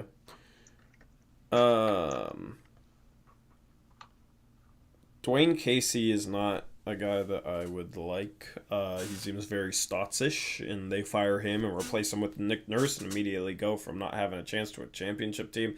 Obviously, Kawhi helped that, but Nick Nurse was a upgrade. Dwayne Casey doesn't adjust. He has a lot of the same issues that Stotts has. Doesn't adjust well. Doesn't have a creative offense. Defensively, I think he's better than Stotts, but other than that, not really. But this is why I want to kind of, in terms of what coaches do, I'm going to do a lot of research this weekend, and then we will talk about it on Monday over on the second channel. Meta World Peace. Luis, why do you want Meta World Peace? You got to explain that one to me. Also, fake news stuff is a 5-minute ban. If you keep doing it, it's a permanent ban. So please don't post fake news. The Blazers are not even going to hire their new coach tonight. That's just ridiculous.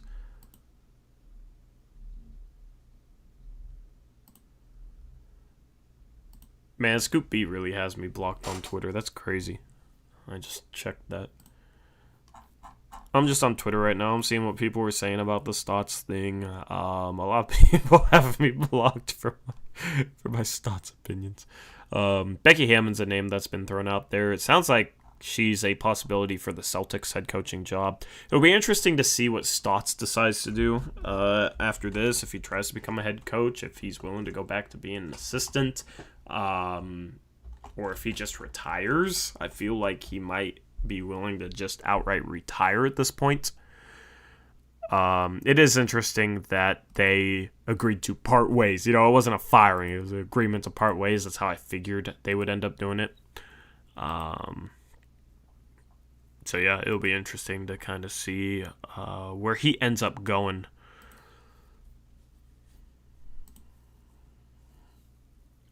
Nice bed, Eric. I think he's in his daughter's room. Because I don't think she's home or something, so yeah. I'm not sure. But Dro, why do you say it like that, man? Why do you say it like that? What do you have against Becky Hammon? Jock Vaughn? He seems like a better assistant. I don't really know much about Jock Vaughn, but he seems like a better assistant.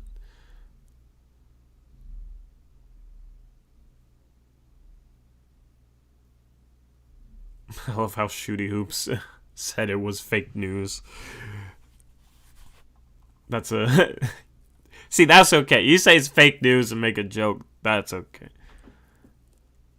I just hate when people are like, check Twitter. Blazers hired Sidney Lowe. Like, nah. Because what normally happens, I do end up checking Twitter. and trying to make sure it's legitimate. One Bit Gaming says these bugs keep flying around my computer. You should get a fly swatter, man. You can have some fun while watching our streams. Eric Brandt for coach. I mean, sure, why not? He doesn't want it, but I mean, I'd be down to force him to be the Blazers head coach, and then replace him with one of you guys, and he can be the coach, and then we can criticize him and say fire Brandt instead. That would be fun. How about Vanderpool? Okay, here's my thoughts on Vanderpool. I don't really want a coach that's coached under Terry Stotts. I want to just get something fresh, get something new. Tori, please, for the chat, read Skip Bayless's tweet on Stotts. Why do we care what... Okay, little mini rant. I'll do it just because you donated and I appreciate the donation, but why do we care so much about what Skip Bayless and Stephen A. Smith and guys like that say? They literally say stuff for ratings. Like, Skip Bayless hates on LeBron for ratings. There's no way that dude actually feels that way about LeBron to that extent, right? And people in the industry have basically said, yeah, they drum up drama for views. So I don't know why people hang on their every word and when they say something, and it makes them money. So I don't know why people pay so much attention to him. But since you donated, I will read off the Skip Bayless tweet. I just went on a rant about Skip Bayless, and I just came back to hearing Skip Bayless. Yeah, but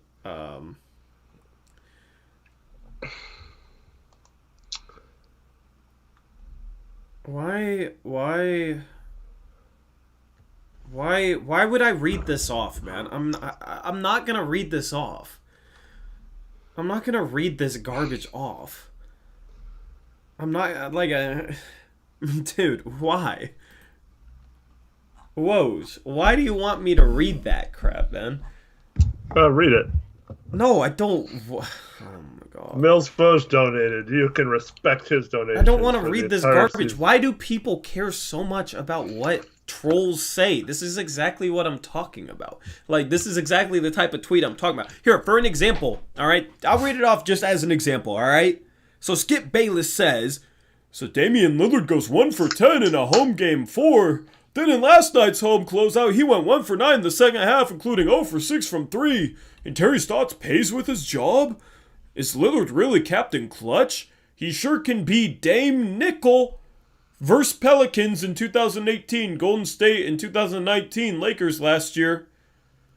No way would the Clippers have clowned Damian Lillard when he missed those late shots in the bubble last year if he had been KD, Kyrie, Harden, or especially LeBron. Clippers sure don't respect him as Captain Clutch. They laughed at Dame time.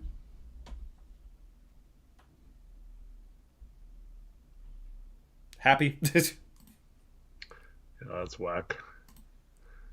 So now Blazer fans will freak out about it and post a ton about it on Twitter and give him a ton of attention, and it'll work, right? Just trash talk the hell out of a player, and then that fan base will start posting about it like crazy, freaking out about it, and they'll get attention. That is how NBA media works, and the fan base rewards them for it, and it drives me crazy. I don't get it. I don't get it. Yep.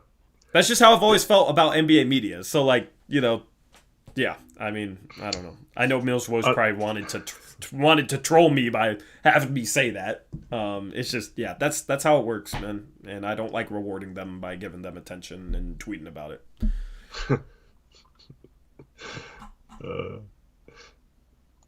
Why did I read that? Because Mills Woj donated $5 and asked me to. So since he donated, I did. Yeah, it's like against my morals to read off crap like that. But yeah. This is why I said last night that we don't do stuff just to get likes or people watching us or whatever. We don't clickbait, stuff like that. Yeah, I saw my picture in the Twitter group chat. Thanks, guys. Got a new meme. Oh, really? But yeah, so we're just... What was that in reaction to? Oh, I started pouring another drink and I put way too much alcohol in here, and then I just kind of made a funny face to chat, signifying that I put a little too much in there. And yeah. Of course, it's Reese that gets that screenshot, man. Yeah. Reese makes the meme. He's the meme maker of the channel. But it's going to be delicious. All right, to the guy saying F you to me on Twitter, saying read it off after I already read it off, yeah, you're getting blocked. I had this guy tweeted me saying, F you, read it off, B word. Like, bruh, alright, easy, Shaggy something, so I don't know who that was, but I already read it off. No, it's a different Shaggy. With like no followers and no profile picture or anything. So yeah, have fun making another account just to say something. Takes me 3 seconds to ban you, longer for you to type it out, and I've heard everything on Twitter. You're not gonna bother me. Oh man. Like literally, when people tweet stuff like that at me, I honestly find it funny. Like, you guys make me... Like, it's not the response you're hoping for by saying that type of stuff. I just hope you know. Like, it's pointless to try. I literally laugh at it. I literally found it funny. You heard me laugh at it. Like, that's the way it is. So, yeah, I mean, I read it off. I don't like... I don't like rewarding those guys for talking trash about Dame. You know what I mean? That's why, Mills Wosh and all you guys. I don't like rewarding Skip Bayless with attention, which is all he's seeking by trash-talking Dame. You're rewarding him for trash-talking Dame. I don't want to reward people for trash-talking Dame. So I don't give them what they're looking for, which is attention. So that's how I... That's like why I'm just like, no, I don't want to read it off. So. Does that make sense? Do you agree with that, Eric? Yep. I mean, occasionally I have some fun with, a Skip or Stephen A. Smith thing, but for the most part, those guys just talk out their ass, and there's no rhyme or reason to anything they say other than what can get me the most likes. And if you want proof of that, look at Nick Wright, who's also on one of those shows, who was trying to say, was it Chris Paul should be the MVP or something? Mm-hmm. And then he got a bunch of crap, and the next day he was like, look, guys, it doesn't get me any ratings to say Jokic is the runaway MVP. I have to say something crazy, and it made you all guys watch, and like, all you guys are suckers if you buy into that, meaning like he really thinks that way. Skip doesn't think any of these things. I'm almost to the point where I think with Skip and Stephen A. Smith, like, someone like writes their lines for them, and they just go on there and are reading a teleprompter or something. Yeah. It's like, okay, stick to this crazy talking point and make stuff up, and yeah, it's just dumb. I mean, those guys talked about keys to the games with players that are even on teams that they were talking about anymore. They don't really even follow sports that much other than to troll and make horrible takes like that one. And then people reward them. I don't get it. Don't give those guys attention. Guess what? If every time they had a bad take, people didn't talk about it, and every time they had a good take, people talked about it, they would make more good takes, and they would have more good takes, and they wouldn't be saying that type of stuff. Right. You know? That's the thing it is with like the NFL. I feel like if there's like a take like that, NFL fans just like roll their eyes and ignore it. And then like they'll like actually talk about the game, and they'll like have legitimate discussion about the game, and they'll talk about good takes. You know what I mean? But like with the NBA, it's the opposite. If somebody says, yeah, Jokic is the MVP, nobody's talking about that, which I kind of get. But if somebody says Chris Paul's the MVP, everybody's freaking out and like making it some huge thing. You know what I mean? Like I don't get it. Yeah. So. Yeah. So I was, I'm old enough to be around for the beginning of the those kind of shows, First Take and those kind of like just screaming at the mic and hot take shows. And they were kind of fun at first, and they definitely have a place in sports. It just can't take them seriously. It's just like, laugh at them, use it as like comedy or whatever, but don't take it seriously or think, oh, Dame's going to want to trade because Stephen A. Smith said so. Like, he's not locked into any kind of inside information, so don't believe him. Yeah. And real quick, I just want to shout out Bjorn Berkowitz, who has a great point. How about giving a shout out to the Denver Nuggets for granting your fired coach wish? They seem to do that every year lately. Thank you, Nuggets, for kicking our butts in the playoffs and showing us that our coach sucks balls and we can fire him and move on. Thank you, Denver Nuggets. Cheers. What? I ain't thanking their team, man. You guys should be thanking us for having him as the coach in the first place. Because with a good coach, you guys are in the second round. So you should be thanking us. As far as I'm concerned. Didn't you just say you would rather have them lose and have Stotts be fired than if the Nuggets didn't show up and we win this series and Stotts keeps his job because the Nuggets were injured and didn't believe and kind of sleepwalk through the playoffs and we end up beating them and then Stotts is our coach next year. So shout out to the Nuggets for actually showing up and beating our butts. Yep. Shout out Michael Orm for a $5 dono. Says you need to do a collab with Urinating Tree. Don't they have like 500,000 subscribers? And aren't they like a gaming channel? I don't really understand that. How we'd be able to get their attention and B, if they're a gaming channel. Yeah, I don't know. Don't really understand, but appreciate the donation. $5 donation from Michael Orm. Shout out Dro, $2 donation, said Kwame Brown destroyed the mainstream sport media.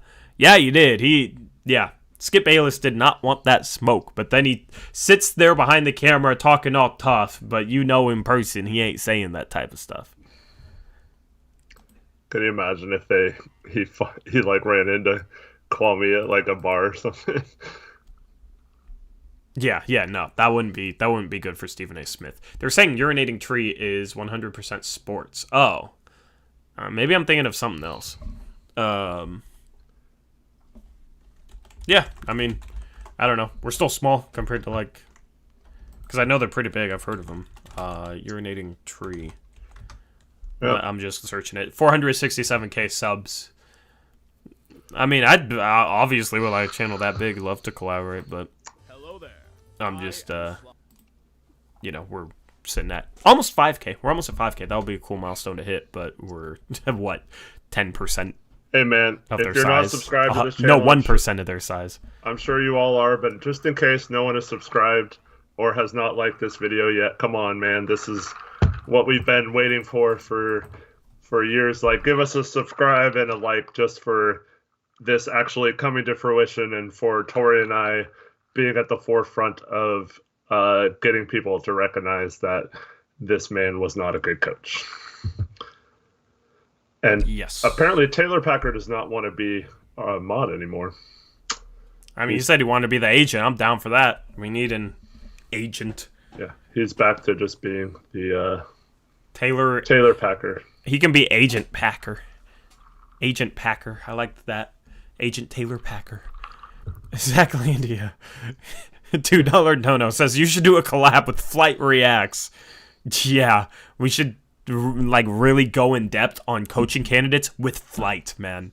With Flight. That'd be phenomenal. That'd be that true hard-hitting in-depth coverage.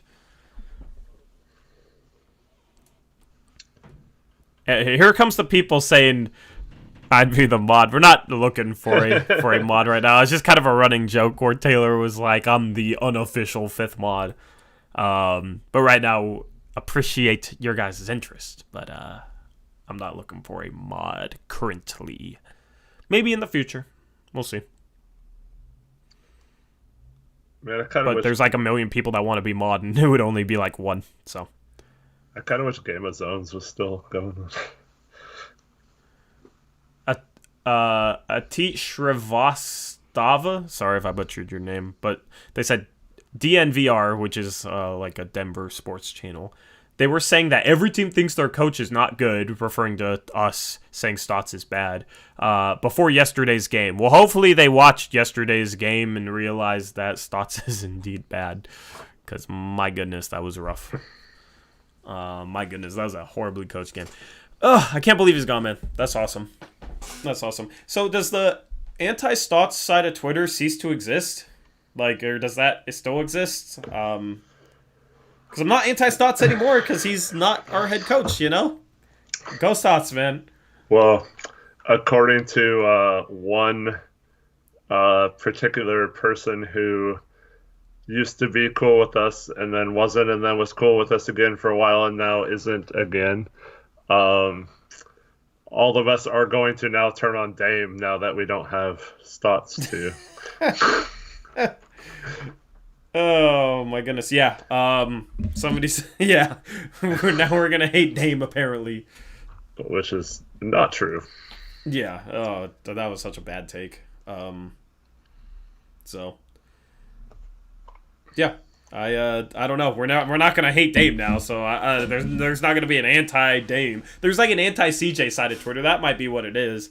It might turn into anti Olshey versus pro Olshey, but I'm not sure anybody is like severely pro Olshey. I'll defend him, but like I don't care if we give him up. I just hate people that criticize him for moves like he couldn't have even done. You know what I mean? Or like underrate some of the moves he has done lately. So maybe that's the new divide. I don't know. There will probably be a divide somewhere based on some sort of opinions. It's just I don't know. The thing is, a lot of people that want Stotts gone, like their opinion on Olshey varies. You know what I mean? So, do you think Nurk's somewhere smoking that Stotts pack right now? Oh my God! Are you adding that to your terminology book? Why not? I mean, are you not going to answer the question? I'm just asking the question. Nurk is partying like me tonight. I mean, I'm sure he's happy. I don't know if he's quite smoking that Stotts pack, but I'm sure he's satisfied with the move. I gotta troll you, man. Man, you need some drinks, man. Someone. I need to go work after this. Tori some alcohol right now. I need to go work, man. I need to go work after this, so I don't know.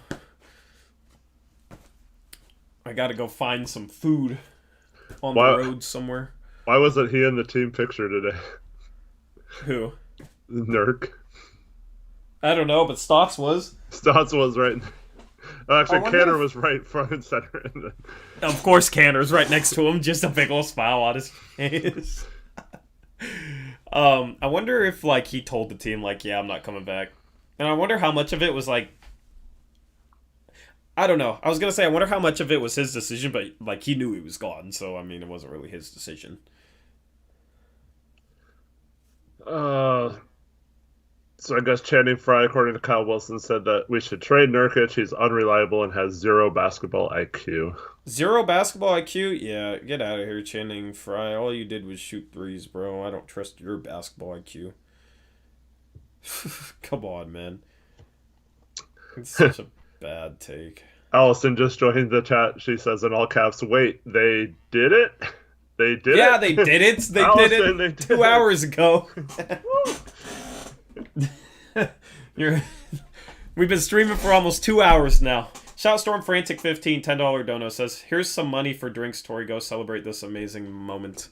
Yeah, I was supposed to get drinks with someone, and I was like, "Yeah, sorry, can't anymore." So, but I didn't even have the money, so that was also part of it. Did you get Mixed Bags donation?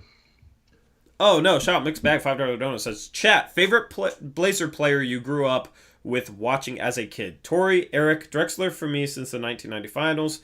Love y'all. Appreciate it, Mixed Bag. I mean, Dame's my favorite player, but Brandon Roy was kind of the guy that got me into the Blazers. So I guess maybe he would be the guy that I grew up really liking. You know what I mean? So Brandon Roy is my answer. So Mixed Bag must be an oldie like me and... Mute that bozo. Some of the old heads on this channel. But yeah, so I loved Drexler growing up. He was my favorite player. I loved that whole team. Clyde, Terry, JK, Buck, Duck. I loved all those guys. Cliffy. Mm-hmm. I mean, that was my childhood right there. I was 11. Or about to turn 11 when they made the finals in 90.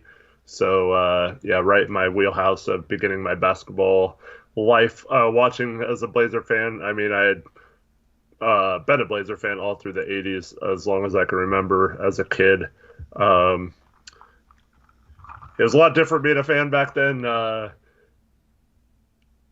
At one point, there was only a national televised game once a week, and it was one game. And if your team wasn't in it, which the Blazers were hardly ever in it, you didn't really get to see them play much on TV.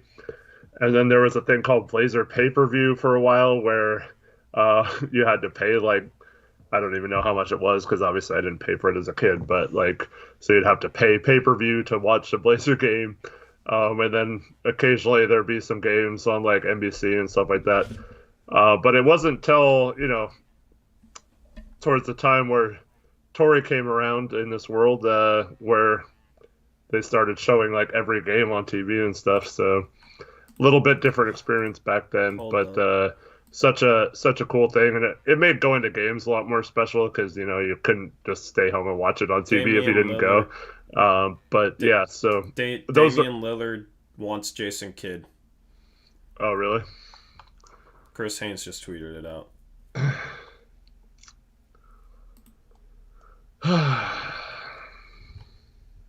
Yeah, maybe don't let him just outright decide, please.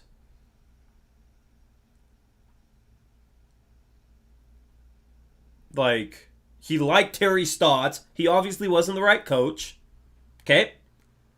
So, yeah, let him have input, but don't let him just outright choose. Okay? Because Terry Stotts was not the guy, and Dame loved him. I mean, I don't know. I mean, like, I'll go in with an open mind, I guess. But it's like, why does he want Jason Kidd? Because he's a Bay Area guy. Yeah, he's from Oakland. So that's why he wants Jason Kidd. I can't think of another reason why he would want Jason Kidd. Well, and you need a coach that's going to come in and like hold Dame accountable and like hold players accountable. You can't just be, oh yeah, I want this guy. I don't know. I don't really like that. It says Dame has a good relationship with Billups, but his preference is Kidd. See, why Kidd over like Vanderpool? Because he's got a good relationship with him too, right? I don't know, man. I don't know. See,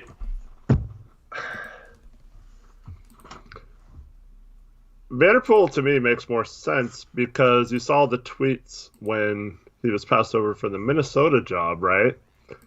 So if you're saying, I mean, he basically called out Minnesota's franchise for not hiring him as head coach, right? What'd you say? Sorry.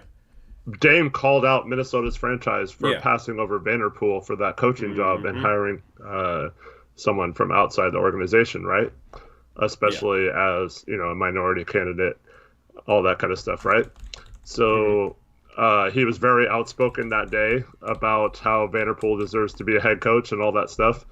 So if he's not advocating for Vanderpool to be his head coach, does that make some of that stuff he said not mean as much because he's not, if he was good enough to be Minnesota's coach and you were mad about that, why isn't he good enough to be your coach?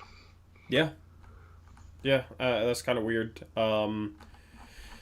This stream is gonna end with oh god, not Jason Kidd. No. Hey, we'll have the hit me, spill my drink all over and get an extra timeout. Like, if it's like Billups or Kidd, just give me Chauncey Billups, please. All right. You know what I mean? Like, I'll just take it. Like, I don't like Jason Kidd as a person. I don't. As a coach, he seems very Stotts-ish. Here's the thing. Everything I said about, Kidd's character doesn't seem like an Olshey hire. Doesn't seem like someone this franchise character-wise would be the leading candidate for their coaching position. I guess if he is named the coach, we're going to see that Dame got that overrode all that. So, Mm-hmm. yeah. Yeah, I mean, oh my goodness. I mean, I don't think Olshey's just going to automatically hire Jason Kidd because Dame says he wants him. Right. And too, I mean, you got to interview him. I mean, he could say something dumb in the interview. Mm-hmm. I mean, Jason Kidd already failed in Brooklyn. He already failed in Milwaukee. How about let's not hire a guy that's failed in his 2 previous stops? Because that's what Stotts had failed in his 2 previous stops in Milwaukee and Atlanta. So, I mean, yeah, I don't like it. Unless this comes full circle, What do you mean? who would love having Jason Kidd as their coach? I don't. Giannis Antetokounmpo. Giannis to Portland confirmed. Here we go, baby. Oh no, Eric's drinking too much. Eric's too drunk. Oh no. We're getting Jason Kidd because we got Giannis coming in the summer. Oh, Let's no. go. Oh no. Oh no. Oh no. Eric's off the deep end, guys. There's no saving him at this point. Well, he sounds like what? No, honestly though, so you heard that story where Dame and him worked out over the off-season, right? And there was a time where they thought they were going to try to hook up and play together. Mm-hmm. So I mean, that could have definitely been Giannis telling Dame like he was a really good coach. I think he got a raw deal here. Maybe that's something that Dame was considering, that he liked some of the stuff Giannis was telling him about him.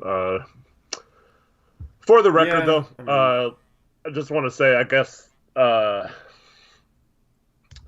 mean, I don't think you can ever excuse someone for the stuff he's done in the past, especially the domestic abuse. But for everything I've heard is that Jason Kidd, I guess, has stopped being a drunk, and I don't know if he's given up alcohol completely, but I think he's been kind of an advocate for,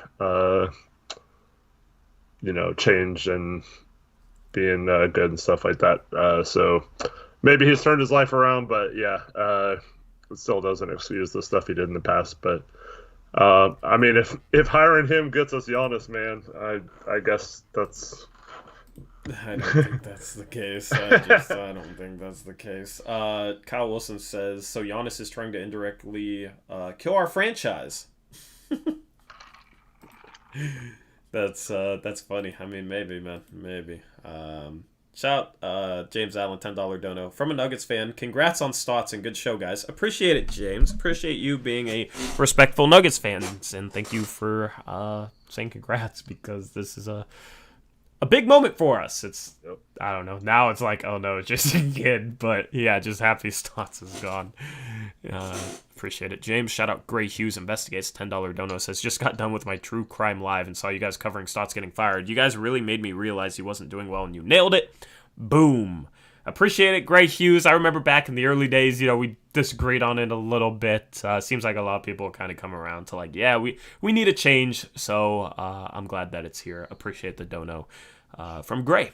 Shout out to James Allen and Gray Hughes, man. You've been great to us, and appreciate you. And thank you for the dono. Cheers, man.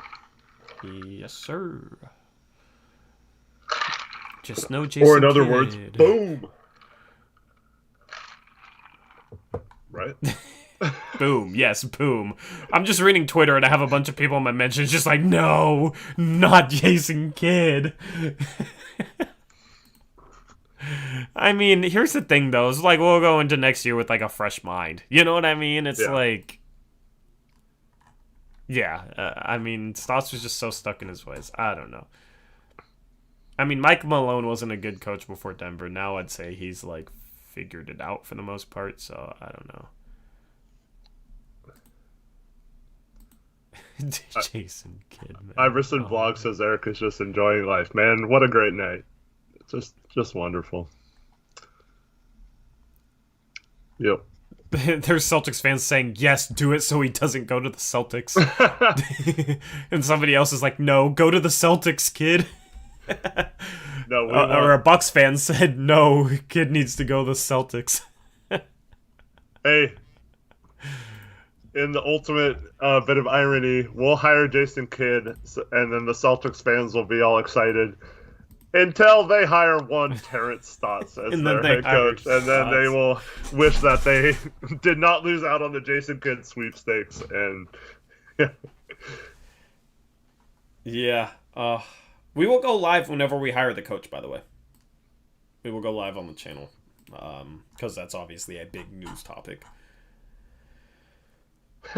Zach Landy has also. Oh, I already got the hashtag fire Kidd. I'm gonna tweet that out right now. I love Zachary.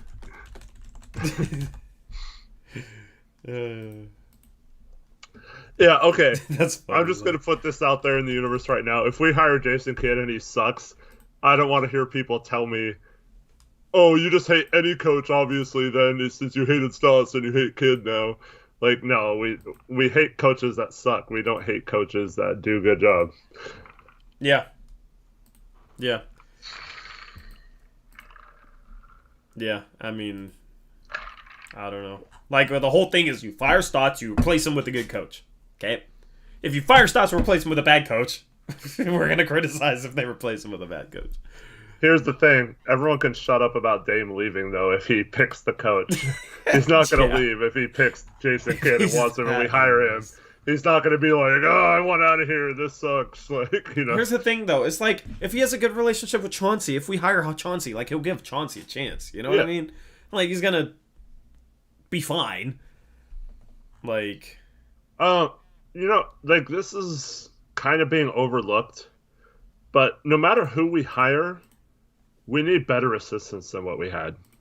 I mean, once again, all our assistants, great guys. I really like some of them personally, like, just like as people. But we need a stronger staff. We need guys who have coaching experience, maybe, who have the ability to game plan a defense, game plan an offense, and not just leave that up to the head coach. Like, let Jason Kidd be the bigger picture guy, and let some of the assistants be really good at coaching the offense, and have one that coaches the defense, much like Rick Carlisle allowed Stotts and Dwayne Casey to do in Dallas and had some success doing. So I think if we hire someone like Kidd, it's going to be very crucial who our assistants are. Same with Billups or any kind of younger coach. Yep. Jason Kidd has not won more than 44 games in a regular season as a head coach, by the way. He coached in 2013, 2014 in Brooklyn. Then from 2014 to 2018, he coached in Milwaukee. His first year in Milwaukee was 41-41. His second year, they were 33-49. His third year, they were 42-40. And year 4, they were 23-22 before he got fired. And I believe Budenholzer came in, and that team improved a lot, like, immediately. So, and it's not like Giannis didn't want Jason Kidd. He said he was going to call his agent and call whoever he needed to try and keep Kidd. So, yeah. Yeah, I don't want Jason Kidd. Dame wants him because he's an Oakland guy, I feel like. I mean, I don't know. Like, I don't know, man. But Chris Haynes is reporting it, and you know Chris Haynes has a line with Dame, so... I'm just kind of worried about...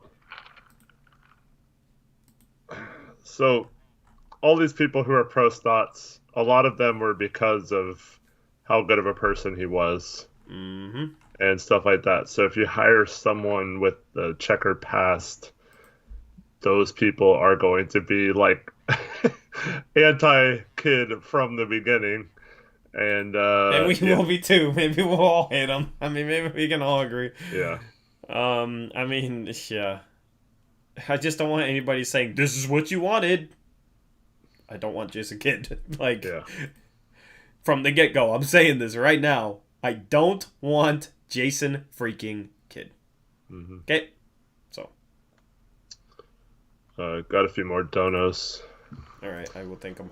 Shout out to Russ Dregney. Sorry, I probably butchered that, but $5 dono from Russ. Appreciate it. Says, thank you for educating the fans about a BBOB, aka a better brand of basketball. This channel has been an integral this channel has been integral in the fire and uprise, puns intended.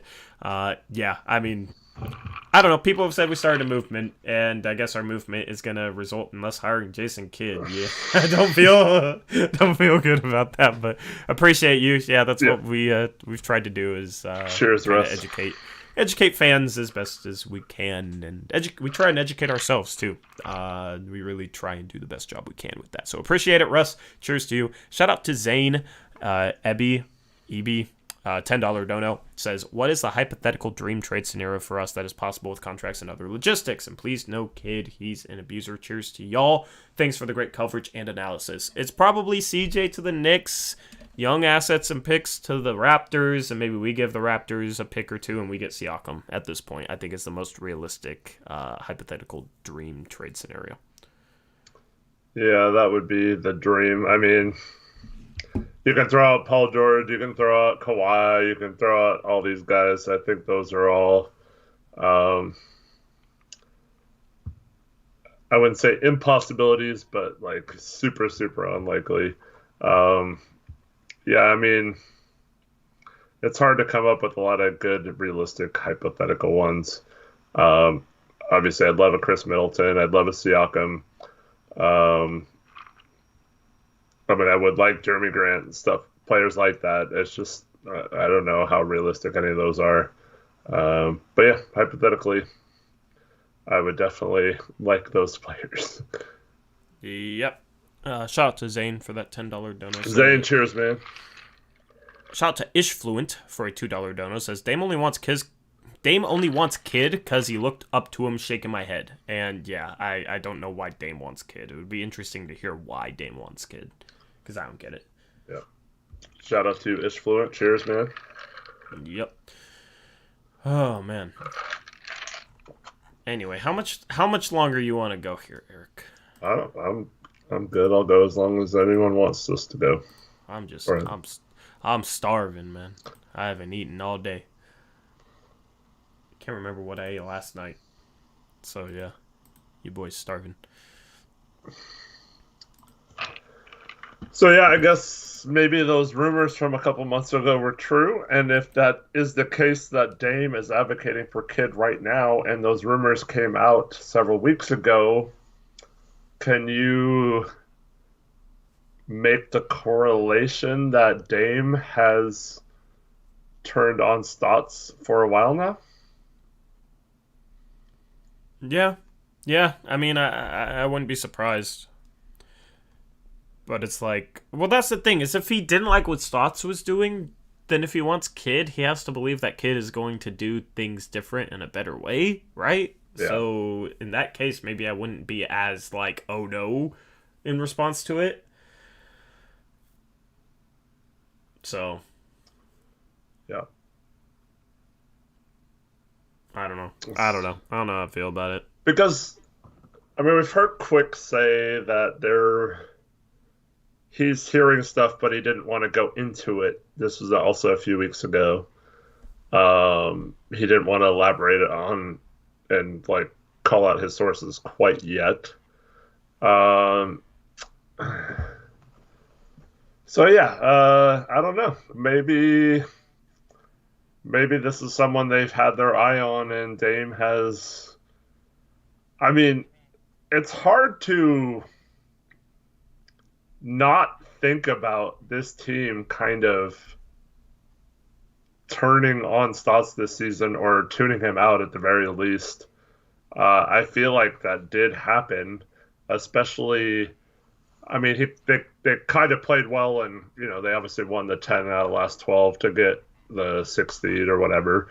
But before that, it seemed like this was spiraling out of control, and that the coach wasn't able to do anything to stop the spiraling.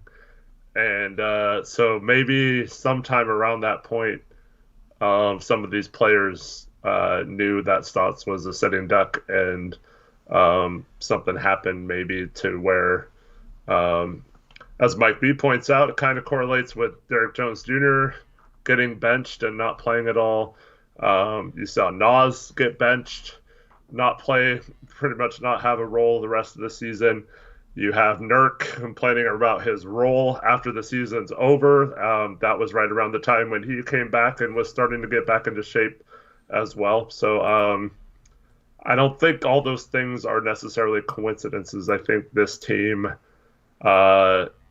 began to have an issue with their coach, and I don't think Stotts was able to fix it. Yep. I mean, I don't know. He didn't really seem to have the locker room, and he's just seemed off all year. So it was different than previous years. So yeah, because that's the one thing you can always say about Stotts is like, well, he's a player coach. Like he has like Dame's respect and love and loyalty and all that stuff. But that's what I said. I mean, I think there is a turning point at some point, and Dame and several of the players on the team realized that this coach is not a good coach, and he's a fraud. And I think from that point on, they still played hard and wanted to win and all that stuff, but they realized that he wasn't putting them in the best position to do that. And I mean, I don't think that's that big of a leap to say that that happened at some point in the season. Yeah.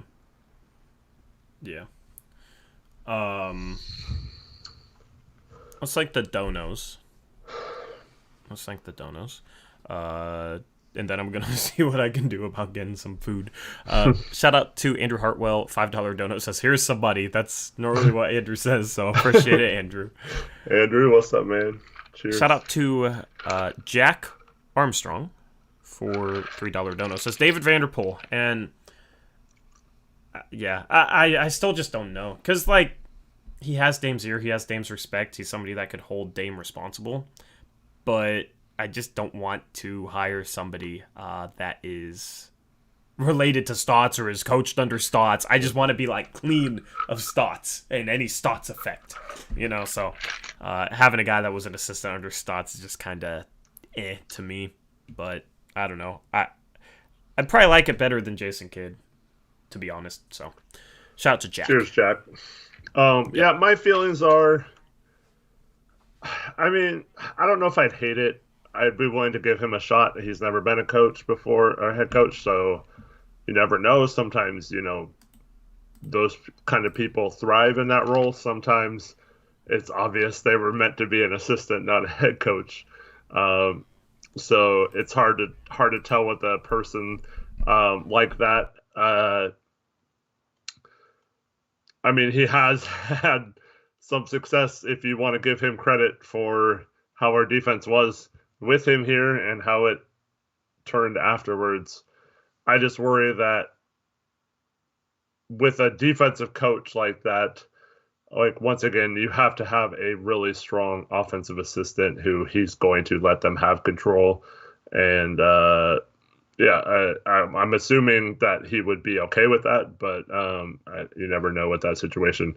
But I think it's telling if Dame's not advocating for him and he's advocating for Jason Kidd instead of David Vanderpool right now. I think that pretty much tells me all I need to know, that maybe he's not the best choice for this position. Yeah. If that's true. I mean, I don't know 100%. You know, you mentioned how Haynes and Lillard are pretty tight, so I'm assuming what Haynes is saying is true. I mean, you have to be a little careful because some of those guys definitely get influenced by agents and certain players or coaches or things like that, GMs, and leak what they want out there and not what is actually true. So there, you do have to be cautious a little bit. But if that's true that Dame is advocating for Jason Kidd, then I think that just tells you that Vanderpool is not the right person for this job. Yep, I just realized that's Jack from my gym. So shout out to Jack. I just read the name and didn't even think about it. So good to see him in here. Been talking about my channel a little bit. Does Jack school you on the court? Hey, he's good. He's legit. All right. Nice. He kind of. I mean, I don't know if you call it a poster, but we were playing pickup the other day. He threw one down. He's legit. He's legit. So I'll try and get him out to our runs, man, because he's a player. We got players at my gym, Eric. We got hoopers, man. Oh, I know. You just play 4-on-4. Yeah. You just hate on the 4-on-4, man. But we got hoopers, so don't you gotta show us some respect. Shout out Zach Landia for $2 dono. He says Jim Boylan. I just wanted to read this real quick just to be done with it. No, okay, Zach. No, stop. Okay, thank you for the $2 dono, but no way, man. Don't even put that out there. Don't even manifest it, man. Would you rather have Jason Kidd or Jim Boylan?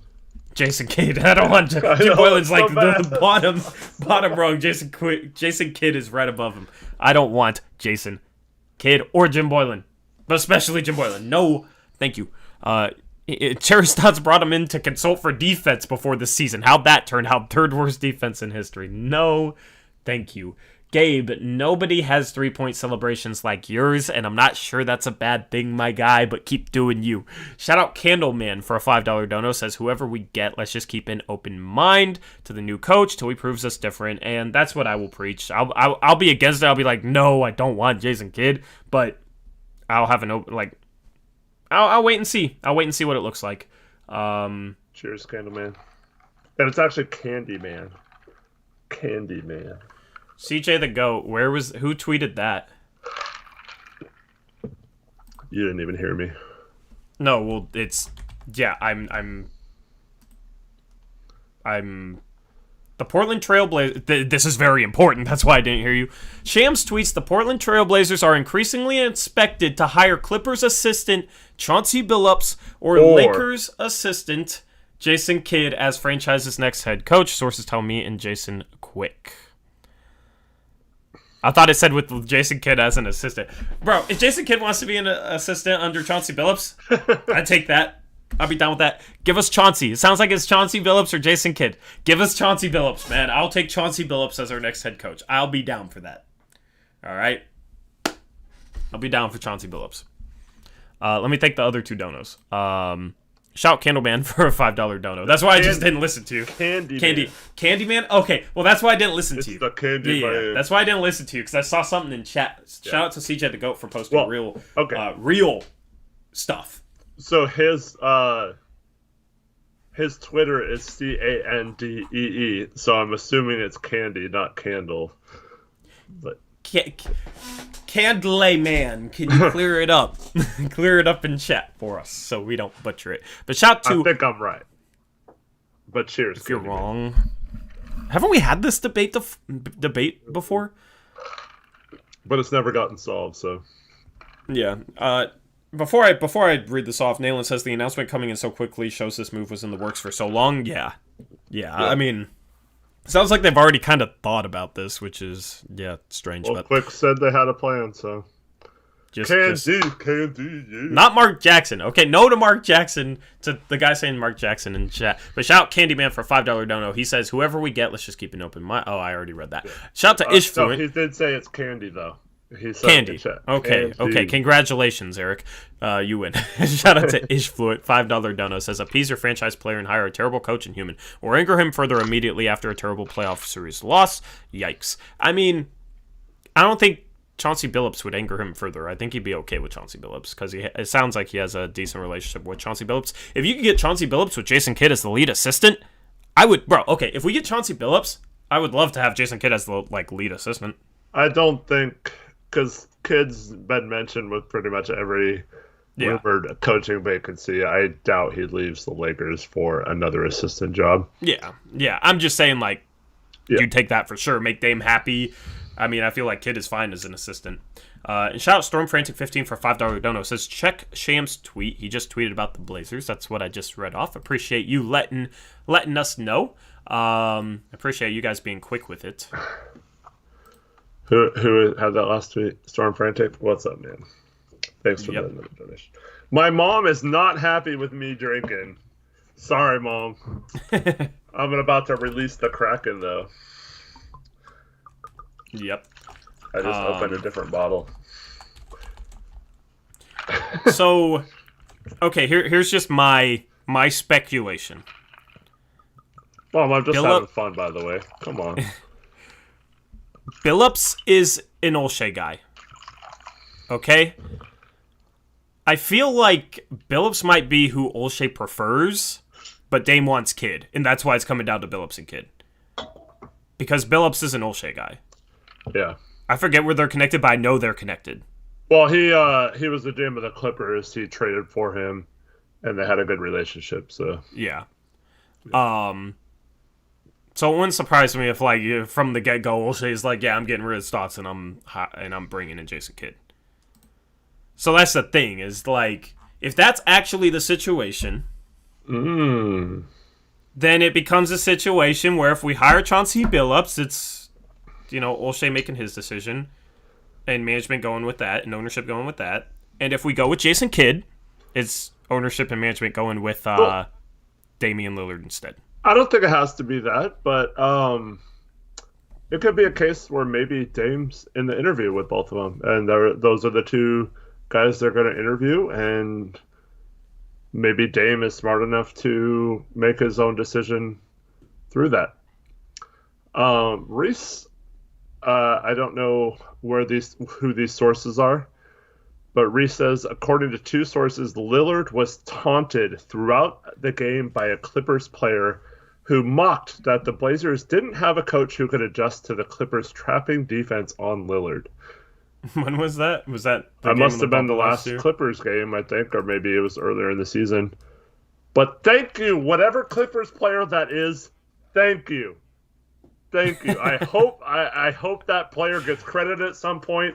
You will become my new favorite, even if it's freaking Pandemic P or Patrick Beverly. You will become my new favorite non-Blazer, because thank you for telling Lillard that his coach is ass, and I appreciate that.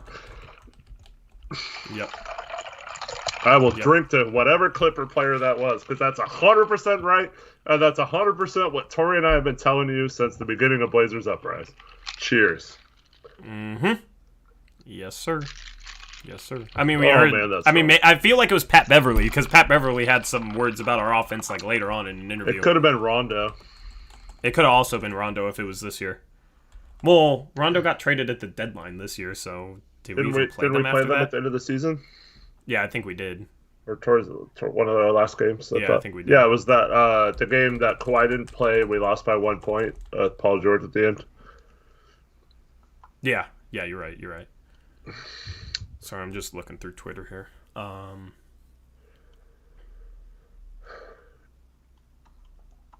Shout out to Apples for another $2 Australian dono.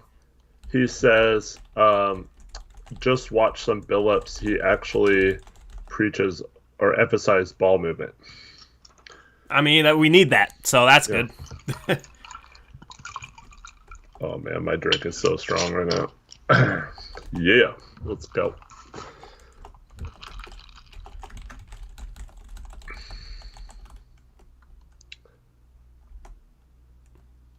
Yeah, so this is going to be interesting.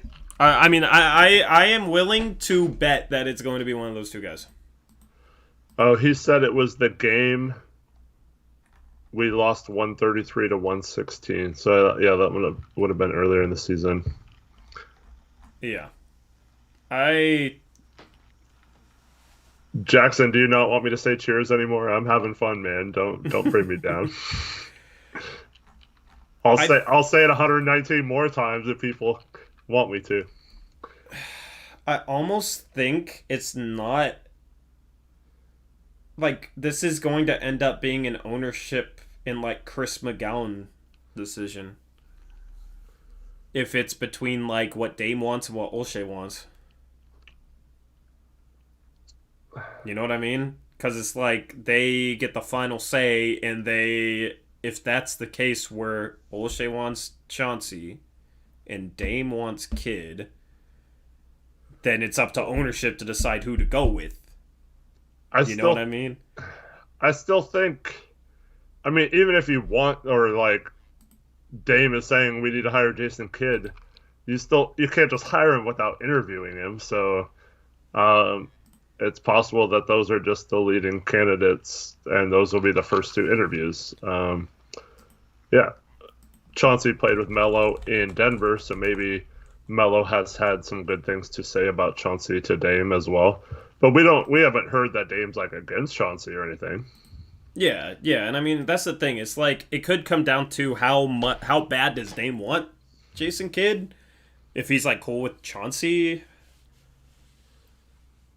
then maybe that's the pick. You know what I mean? Like, yeah, Apple's another Australian $2 dono says Billups also said he likes getting great shots. yeah. I mean, it sounds like the type of stuff we need. Okay. So And defensively, I feel like he'd be smart as well. several people are saying from the Quick and Shams article that Dame didn't just say he wants Jason Kidd. He likes both Jason Kidd and Chauncey Billups. Yes, So that I makes said sense. that. Yeah, It's all making yeah. sense now. But obviously, Jason Kidd is Dame's number one choice. That article made that pretty clear. Um, But you have to have a backup in case. I mean, Kidd could go to another team. So yeah, but I feel like Kidd, like, if we're willing to bring him in as the head coach, he's coming. yeah. Shout out to VJK Tiger 75 for the $5 dono. Just heard we fired Terry. Let's go. I knew after what happened with the Seahawks and their offensive coordinator that they would fire Terry right away. Cheers, VGK Tigers. Thank you, VGK. Shout out to y'all. Appreciate it. Man, this is a lot stronger than my last drink. I'll be back in like oh my goodness, should I relinquish solo control to you when you've been drinking? Oh, I got that's you, man. risky. I'm not gonna All get right. into- I'll be back in like I don't know, five minutes. Yeah, just give me a little 5-minute break. Let's see you get the channel strike down. Gurlab says Melo dapped up and was talking to Billups before the Clippers game in Staples Center.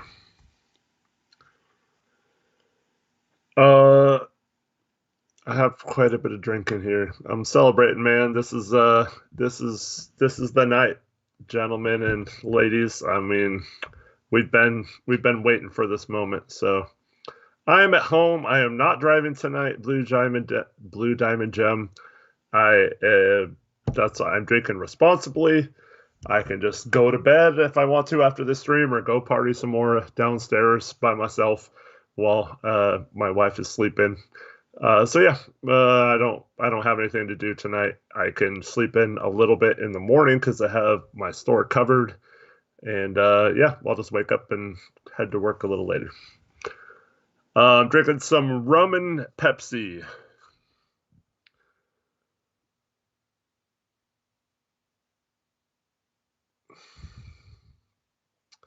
Shout out to Gray Hughes Investigates. Thanks for the other $5 donation.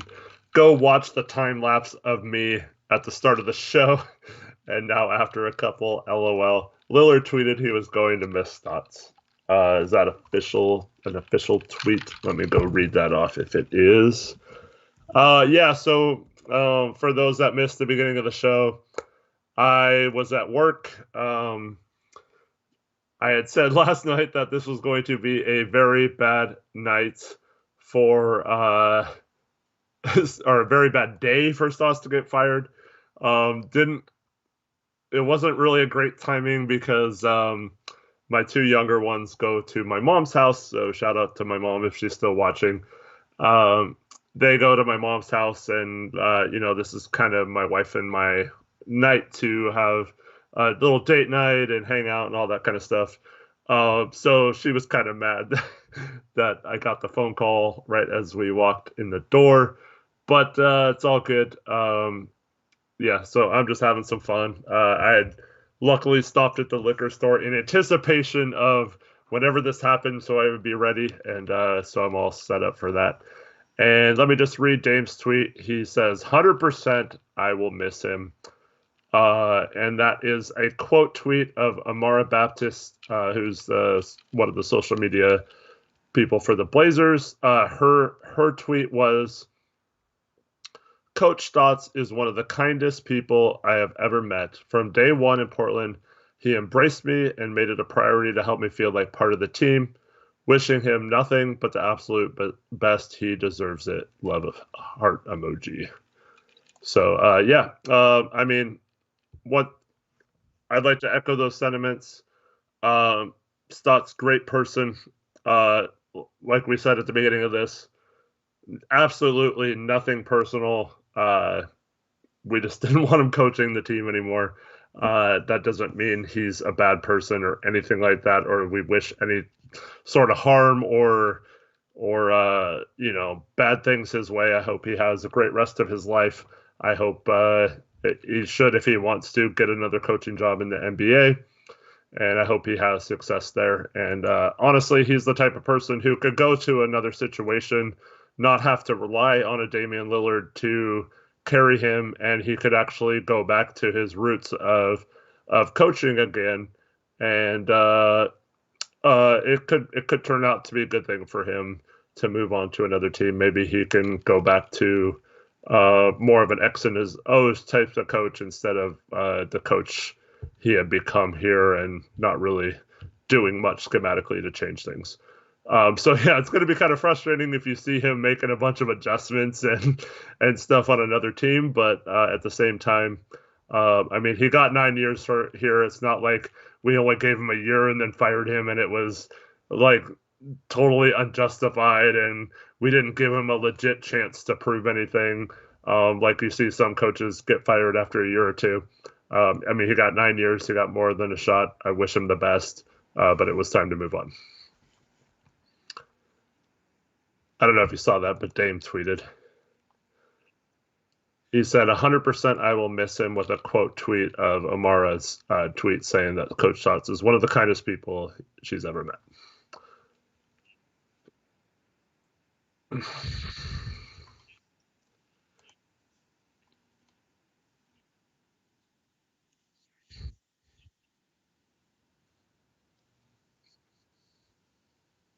You're muted.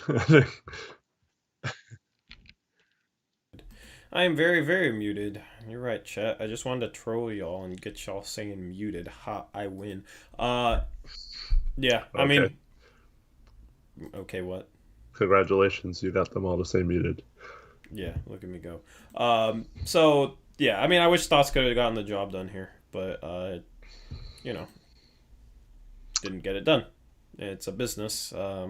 I'm sure players will miss him, and, I mean, maybe if I was a player, I'd miss him too. You know what I mean? Like, good guy. But it's a business. Gotta get the job done. And honestly, Dame might have wanted a new coach anyway, and that doesn't mean he wouldn't miss him. Just realized he needed something better, so... Gabriella Naranjo, please stop trolling in the chat, or I will put you in timeout. Is she posting fake news stuff again? It's Blazers reported that it was a prank, and Terry Stotts will sign with the Blazers with a 3-year contract. They also are trading Damian Lillard to the Oakland Bears, a high school team, so he can be coach there. Hilarious. It's just a joke, man.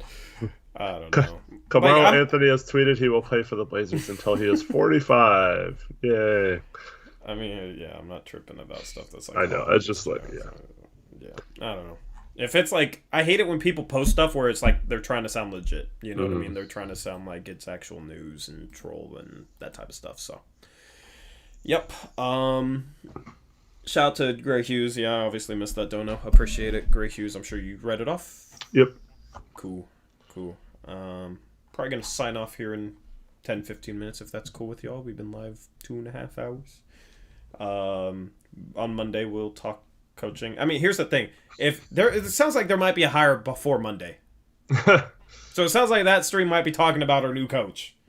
But we'll go live when we get a new coach. That's the plan. So just kind of jam-packed with streams, I guess. The season ended, and it was supposed to slow down the streams, but this weekend, I mean, it might be a case where we're streaming today because Stotts is fired, streaming tomorrow because hopefully Chauncey Billups is hired, and then streaming Monday for Blazers Uprise Live. That is the second channel. If you're not subscribed to Blazers Uprise Live, make sure you subscribe to that channel. That's our second channel. We're streaming Mondays and Thursdays, going live at 9:30 p.m. Pacific Standard Time. During the off season, that's where we're going to be streaming the most. That's our second channel. Again, link in the description below if you have not subscribed. If a mod could post that link in chat too, that'd be great. Or I'll just do it. I'll just do it. And for everyone who's watching right now, if you haven't liked the stream, please do so. Counteract those 6 dislikes from those pro Stotts fans who are here to ruin our party tonight. So we're partying. Let's all like this stream. If you were waiting for this moment, and let's counteract all those people disliking these streams. All these people who thought we should be stuck with a mediocre coach for the rest of Dame's career. Yep. Second channel, just posted the link there if you want to go subscribe. We'll see what that Monday stream is looking like. I'm not entirely sure yet.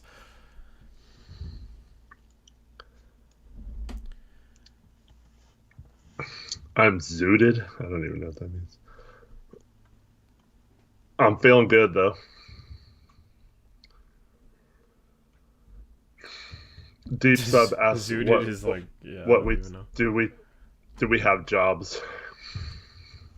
Who said do we have jobs? Deep sub. What's his name? Why does he want to know? I'm not gonna tell him. Maybe this is our job. Maybe O'Shea pays us royally to slander Stotts and defend him. Man, on a side note, I've been watching a lot of stock financial streams this week because of some interest I have in AMC. But those are crazy, man. It's a whole new world. Want like 90K sub channels, like with like thousands of people, like 5,000 to 10,000 people watching in the chat. Just like I don't even know how people keep up with it. And the amount of super chats and money and stuff like that. Yep. Say something in the chat if you have any stock in AMC. And hold, please. Yeah, I've been nerding out on crypto, so. Yeah, nice. Yeah. Anyway, anything? Mason. I mean, what did you say? No, I was saying Mason said he got in at $10. I got in a little less than that, so yeah, I'm loving life right now too. Yep, we got the hashtag SafeMoon. Hopefully someday.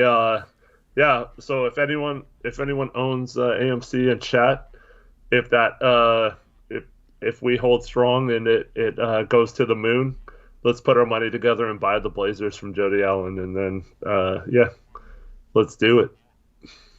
Yep. This summer I'm gonna get back into crypto. I sold my crypto, and so.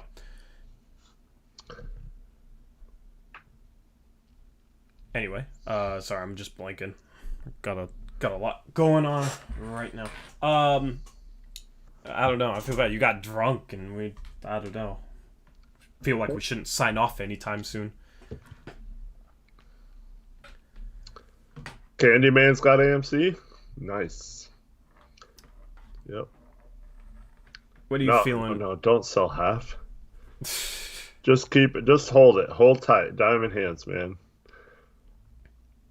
Yep. So what are you feeling? You feeling like we're wrapping this up soon, or are you feeling like going longer? What are you feeling there? It's still up to you, Tori. I mean, if you want to wrap it up and go work, I totally respect that. If you want to stay on, I'm totally cool with that as well. We have 315 people still watching. Yeah. So totally up to you, man. Yeah, I mean, we'll have a big stream when we hire our coach too, and we'll be chilling as well. Yeah, I know all you guys want the longer stream.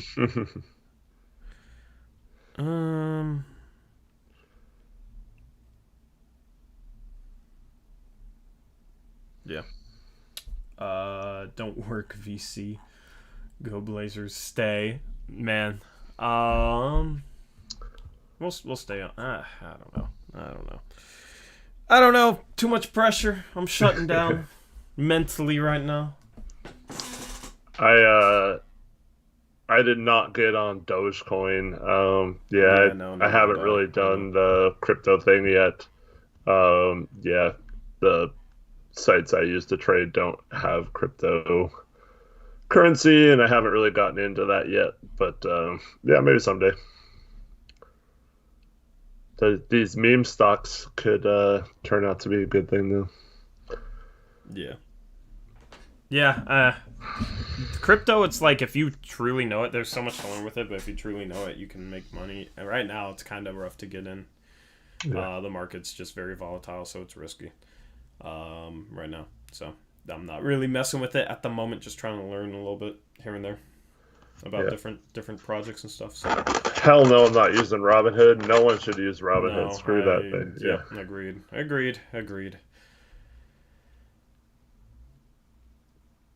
Wasn't here the majority of the stream here. Guys, top 5 head coach candidates. Sounds like there's 2, and that's Kidd and Billups, and I prefer Billups. Taylor's asking if we know anything about Chauncey as a head coach. No, nothing other than, I mean, a good player. Has won a championship as a player. He's an assistant on the Clippers. Their season is not over yet, so maybe he could get some championship experience this year or a deep run in the playoffs. But other than this year as an assistant coach, he doesn't really have any coaching experience. Yeah. I mean, like, yeah, I if we hire Kidd, I don't know. I'll be frustrated, but it's also like, okay, well, let's just see. And that's kind of going to be my attitude. Mm-hmm. It's going to be my attitude, so. Yep, and Chauncey was a great leader as a player. That Pistons team that he was on, especially, I mean, I think they made 6 straight conference finals, if I'm not mistaken. Mm-hmm. And then... was it really? Huh? Was it really?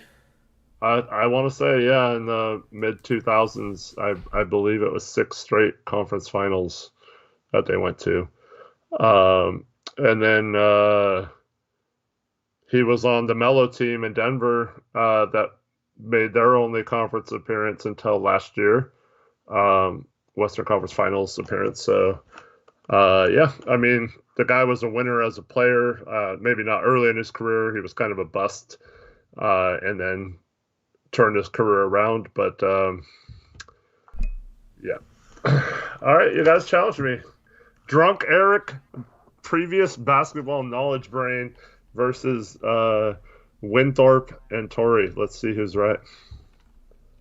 Huh? What's the challenge? I'm lost. I don't know. I'm lost. Just to see who's right. That's the only challenge. On what exactly? Right on what? If Chauncey Billups made 6 straight. Oh, I don't think I don't think it was 6 straight. With the Pistons? It was 6 straight. I'm going to prove it. Wait, with the Pistons or with different teams? With the Pistons, the Pistons went to 6 straight Eastern Conference Finals. And, I don't think the Pistons went to 6 straight Eastern Conference Finals. I'm looking it up. Let's see who's right.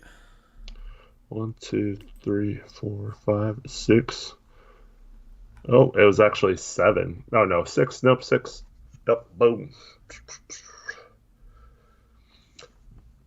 2002, 2003 lost Eastern Conference Finals. Yeah, I'm looking at 2003, 2004 won finals. 2000 next year lost finals. Too young to remember, to be honest. Huh? I'm too young to remember, to be honest. Yeah. I know they were good for a while, but take that, Winthorpe. No, just kidding. No, I mean I have the advantage because I didn't he get didn't he get traded to Denver before that 6 conference finals? No, he was on all 6 of those. I think that was the year. Must have been like, yeah, because he was on. He's listed as the top win shares for the last 1, 2, 3, 4, 5 of them. And the first year it was Ben Wallace, so and that was the year before Melo was even in the NBA. Yeah. Sorry, I'm reading Twitter. Anything good? You know who's gonna become the Dame hater? The guy that said we were gonna become the Dame haters. Yep.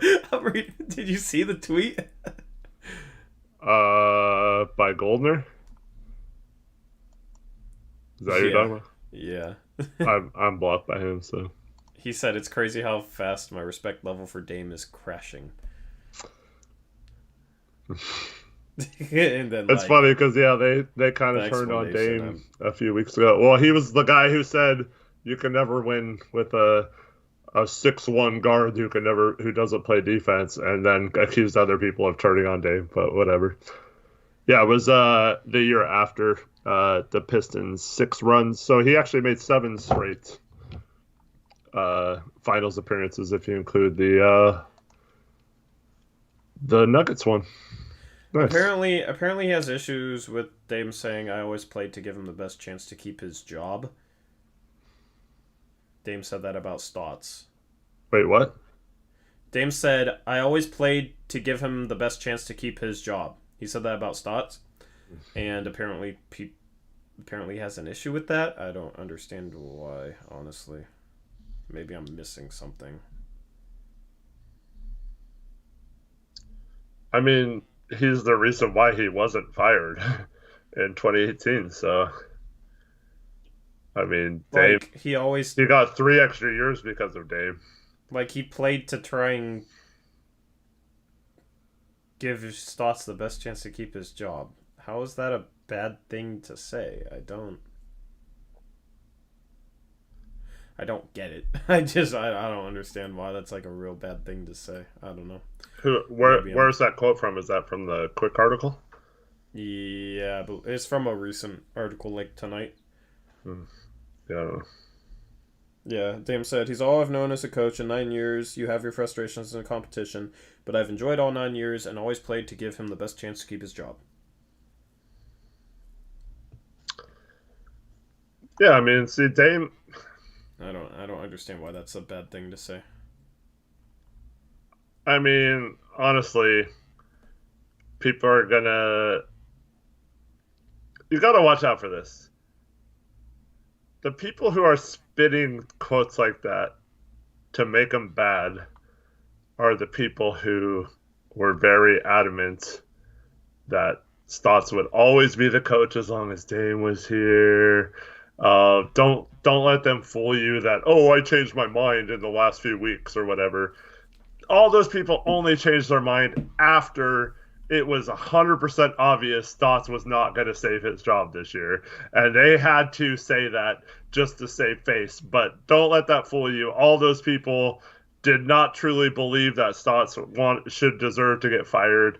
And all those people are going to act like, oh no, like I said a month ago that he was going to get fired. So you can't tell me I'm a Stotts apologist or whatever. Like, all those guys are just making excuses. They have never fully said Stotts deserved to get fired and he did not do a good job. It's always like, well, I can see why he was let go because obviously someone had to take the fall for this performance. It's like never anything specific that Stotts did, like you and I constantly bring up.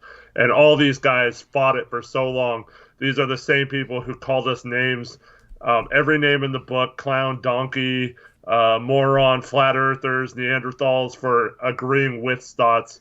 And now they were all wrong. All of them were proven wrong. And they have to try and salvage their audience by trying to make up BS arguments like Dame is doing something wrong by saying that quote. Like, that's just dumb. Yeah. I don't know. I don't see anything wrong with it. So I don't know. Maybe I just interpret it differently. I'm kind of surprised by that. Yeah. Anyway.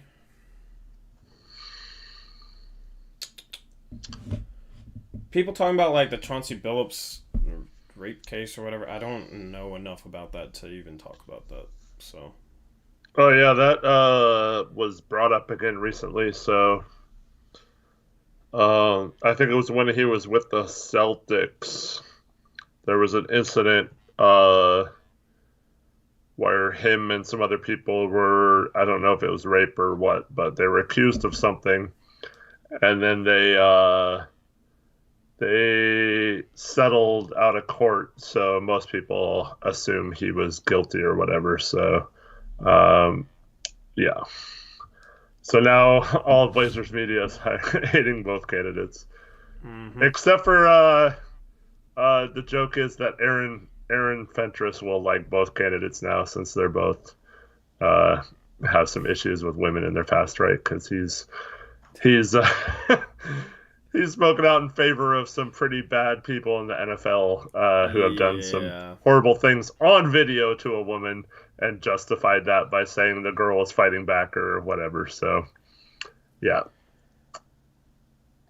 Yeah, I just don't know enough about the Chauncey Billups thing to hmm talk on it. I don't feel comfortable talking on that if I don't know it. Gabe says it truly sounds like Dame is saying he was carrying Stotts. I don't see that. He said he played to give him the best chance to keep his job. He didn't say I like he needed me to keep his job. Like I don't know.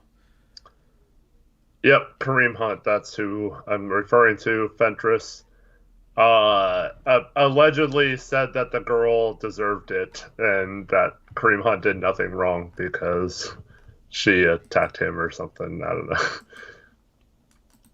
Yeah. Yeah. Yeah. I don't know about Joe Mixon because I haven't seen Fentress's comments on that, but apparently, yeah, it was due to the Kareem Hunt incident. Trevin. Oh my god. I'm not even gonna talk about it. Just I see you, Trevin. Lucas Bull has a question for you, Tori. Would Dame have Yeah. became a superstar if he didn't have Stotts? Oh, I answered that in chat Oh, did you? already. He must not have seen it because he asked it earlier and now he's asking again. And yeah, I Yes. mean, Yes, he would have. Yes, no question about it. yeah, players like Dame have the work ethic. Um, I mean, I'm not trying to sound dismissive of Stotts, but like good players have their own trainers now. They have their own thing, and Dame credits his personal trainer to a lot of his success. And now we see Anthony Simons have a good year, and who does he say credits that to? It's like, oh well, he got with Phil Beckner, and that's the same trainer Dame had. I think Nurk's worked with Beckner now in the Mm-hmm. past. So yeah, I think there's if you're an elite player like Dame, I mean, I'm not trying to say that Stotts didn't have any part of that. He certainly did. Um, Stotts, unlike most young players, Stotts actually let Dame start as a rookie and play major minutes. So I think that experience and just throwing into the fire, I think that definitely helped Dame a lot. And then the first year without Aldridge, I think Stotts did a lot of things to help him become the man on the team. So yeah, I can't say 100% that it wouldn't have mattered who the coach was, but an elite player like Dame who has the work ethic that Dame has, I think is destined to be a good player whether he has a great coach or not. And yeah, so I think I mean, you can credit Stotts a little bit, but who's to say another coach wouldn't have made him even a better player or not? I don't know. Or at least made the team success better by having, uh, him run in a certain way. And it's the same thing like with Steph Curry. So Steph Curry was a good player before Steve Kerr played there, but Steve Kerr comes there, has him play off ball. If Gordon's still in here, he can have the percentages, or he can show you guys the percentages of like off ball action versus on ball pick and roll type stuff. So he increased his off ball movements, and he becomes like a dominant MVP 2 years in a row. So like, um, how much if Mark Jackson didn't get fired, would Steph Curry have evolved and become the MVP? Maybe, yeah. But like at the same time, like was he kind of limiting how good he could be by not giving him the best chance to get open shots and run off ball and stuff like that? So I can see the argument either way. I just don't think that you can say that a coach has that much influence on a great player. Like Kobe Bryant, for example. I mean, that guy famously would get up like early in the morning and like to work out like nonstop, and like his whole day was dedicated to becoming a better basketball player. And I don't think it really mattered who the coach was; he was going to be good. And most greats have that kind of attitude and mindset. So I don't know. I don't think you can really credit Stotts for making Dame an MVP talent player. Yeah, I agree. Dame is Dame. Like, what separates him is his mentality for the most part. So that's why I feel like he still would have been a superstar, because his work ethic and his mentality is legit. And then Phil Beckner is a really good trainer, obviously. So, agreed. Do we have a shot at acquiring Karl-Anthony Towns? I don't know. I mean, who knows if he's even available or not. That type of stuff, it's better to wait until like late June, early July to discuss that type of stuff. Because we'll know more about who might be available then.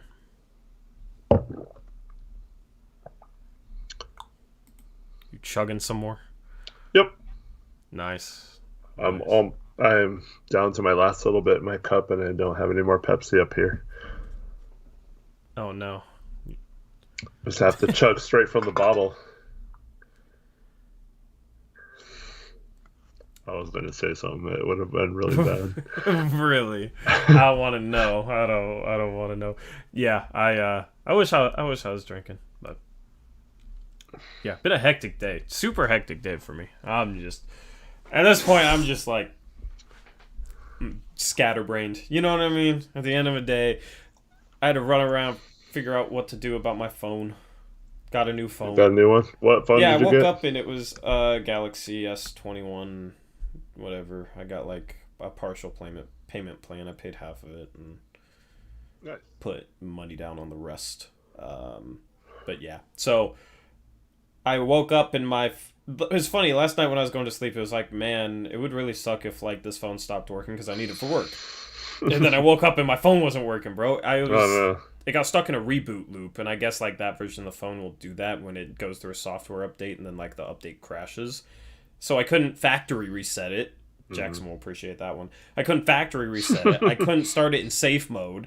It just kept like booting up and then crashing, and then booting up and then crashing. And then if I like even plugged it in, it would like just rattle in a way. It was like, you know how it vibrates for a notification? It has like a certain sound. It was like vibrating, but like far more violently and stuff. It was super weird. Like, yeah. So I just had to go out and buy a new phone because I need it to work.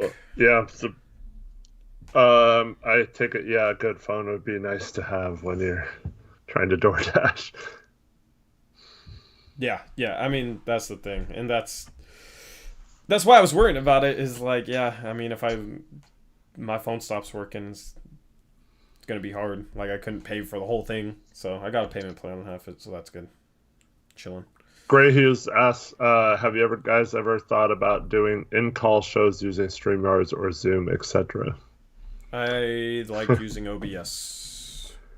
That would be in-call streams. Man, letting what some of you guys come on the air video style, that would be very dangerous. See, you could go on like the radio and say whatever, and like the radio ain't gonna get in trouble. It's not their fault. But if you come on YouTube and you say some stuff, and YouTube detects it automatically, could just automatically or show some stuff.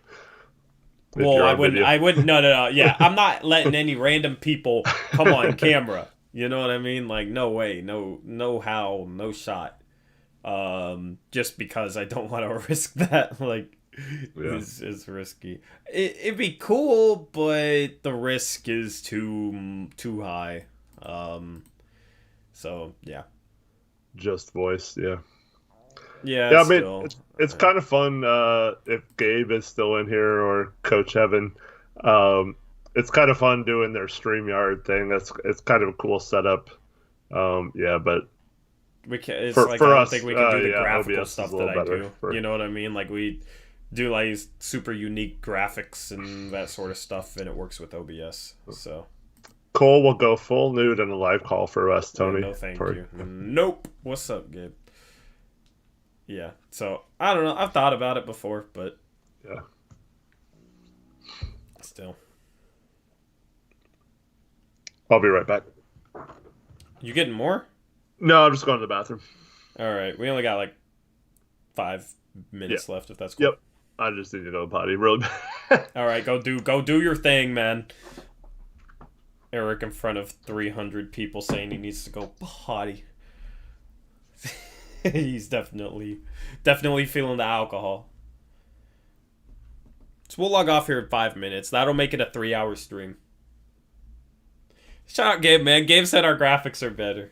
Hey, you guys are just getting started, man. I didn't have graphics like when I was at your guys' point. You know what I mean? I didn't do much graphically. I did a little bit, but definitely just comes with the experience. And okay, chat. So you guys know my post-game graphics that I had. Do you guys want those to be the graphics next season for post-game shows? Because that's the plan. Normally, every season I like to freshen it up, but I really like the graphics I came up with for the playoff post-game shows, and I kind of want to use them next year. It won't be fresh, brand new launch to start the season. I just think they look really good.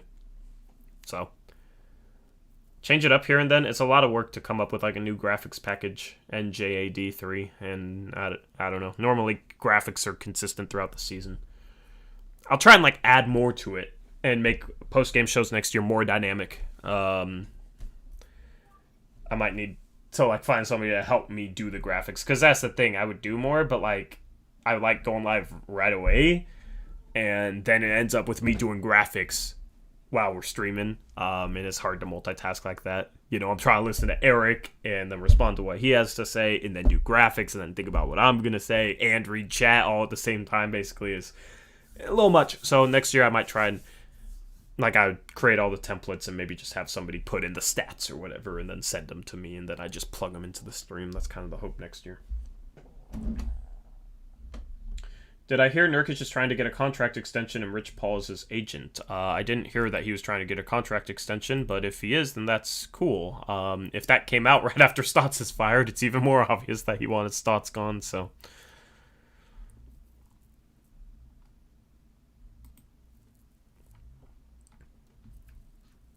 Anyway.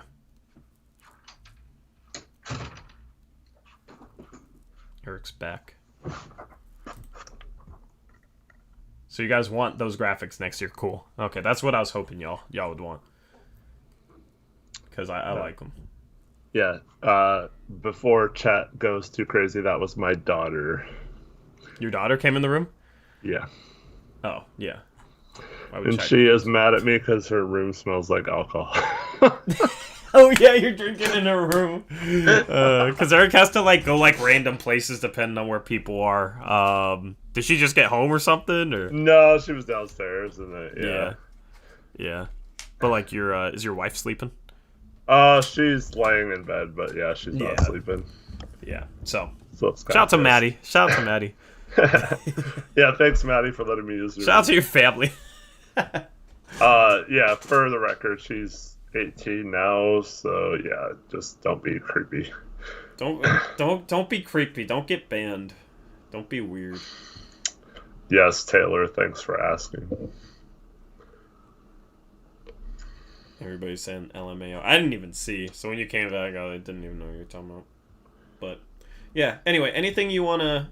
We're about at 3 hours. In 2 seconds. 3 hours. There you go. It's a 3-hour stream. CJ the Goat, you're not 18. Don't be a weirdo. I told you not to. 5-minute ban. Oh, no. CJ the Goat. Captain says Trevin. Anyway, anything left to say about Stotts being fired, Ben the Hewitt's coaching in candidates? here. What's up, Ben Hewitt? What's up, Ben?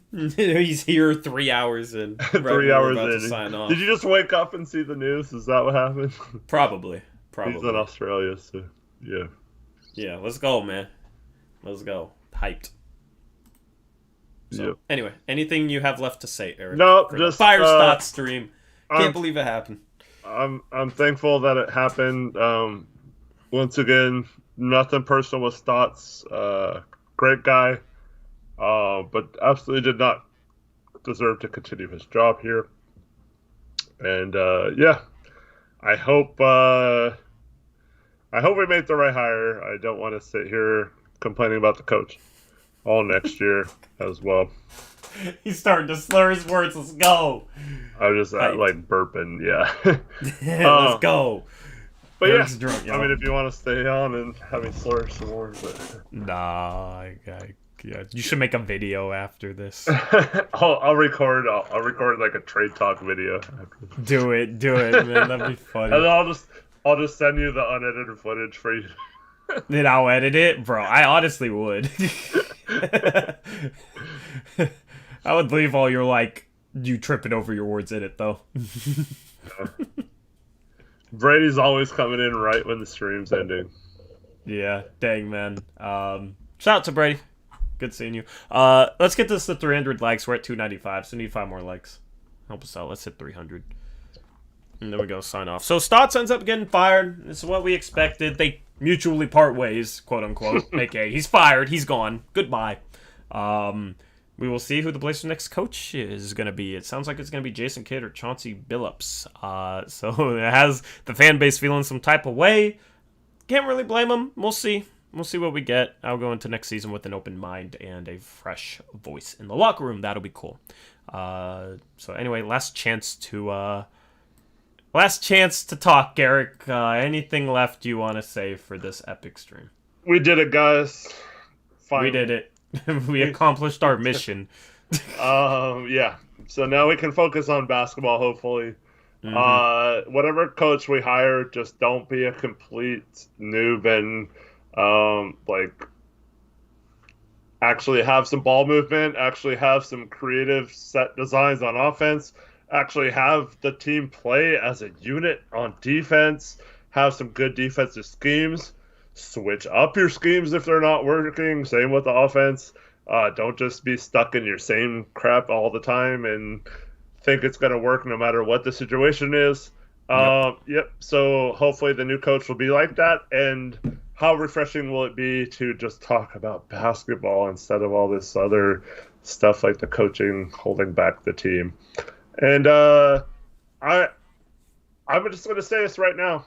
The roster is better than most people think, and I absolutely think a better coach could do more with this roster.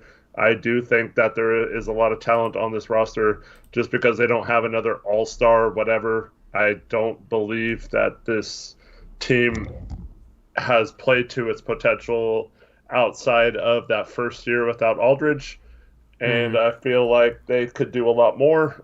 They certainly should still be playing right now. And a better coach could hopefully make that happen. And so all the people who are begging on the roster and all the personnel being crap and the roster's unbalanced and all that stuff, I don't buy any of that stuff. I think there's way too much talent on this team to be losing in the first round and or being the 8th seed like last year. And I think that hopefully we'll have a coach that shows that is true, and we make some moves to improve the roster this summer as well. But yeah, I really truly believe in this roster, and that's why it's been so frustrating the last few years. Yep, I echo those sentiments. It'll be interesting to see who the Blazers hire. We'll have a stream right after news breaks of whoever they hire. That is the plan. So that could be this weekend. So stay prepared for another one of these streams. Probably won't go 3 hours, but we'll have another coaching stream this weekend. So if you haven't had your fix after 3 hours, could have another stream for you coming up sometime in the next couple of days. We will see. And then Monday, Blazers Uprise live, starting at 9:30 p.m. Pacific Standard Time. If you have not subscribed to our second channel, make sure you click that link in the description below. It's the first link there. It's our second channel. We'll stream Mondays and Thursdays, 9:30 p.m. Pacific Time. Make sure to follow us on Twitter. I'm at ToryJonesYT. Eric is at Hoopsjock. The channel is at Blazers Uprise YT. Thank you to my mods for handling what is a growing community, bigger and bigger streams. It seems like lately it's been phenomenal. Shout out to the mods who have been doing a good job keeping things under control. We will see you guys later. This is going to be a new era of Blazers basketball, kind of a new era of the channel, so I'm excited. And we will have a lot more coming to you in the coming days and weeks as we head into this summer. So anyway, thank you for joining the stream, for chilling with us, for celebrating with us tonight. The Blazers take a positive step in the right direction. How much of a positive step will it be? It depends on who they hire, and we will break that down when that happens. So anyway, have a good rest of your night. Eric, enjoy being drunk. Bye, Stotts. Bye, chat. And we will see you guys later, Stotts. We will see you guys later. Goodbye, Stotts. Goodbye, chat. Until next time, as always, peace out.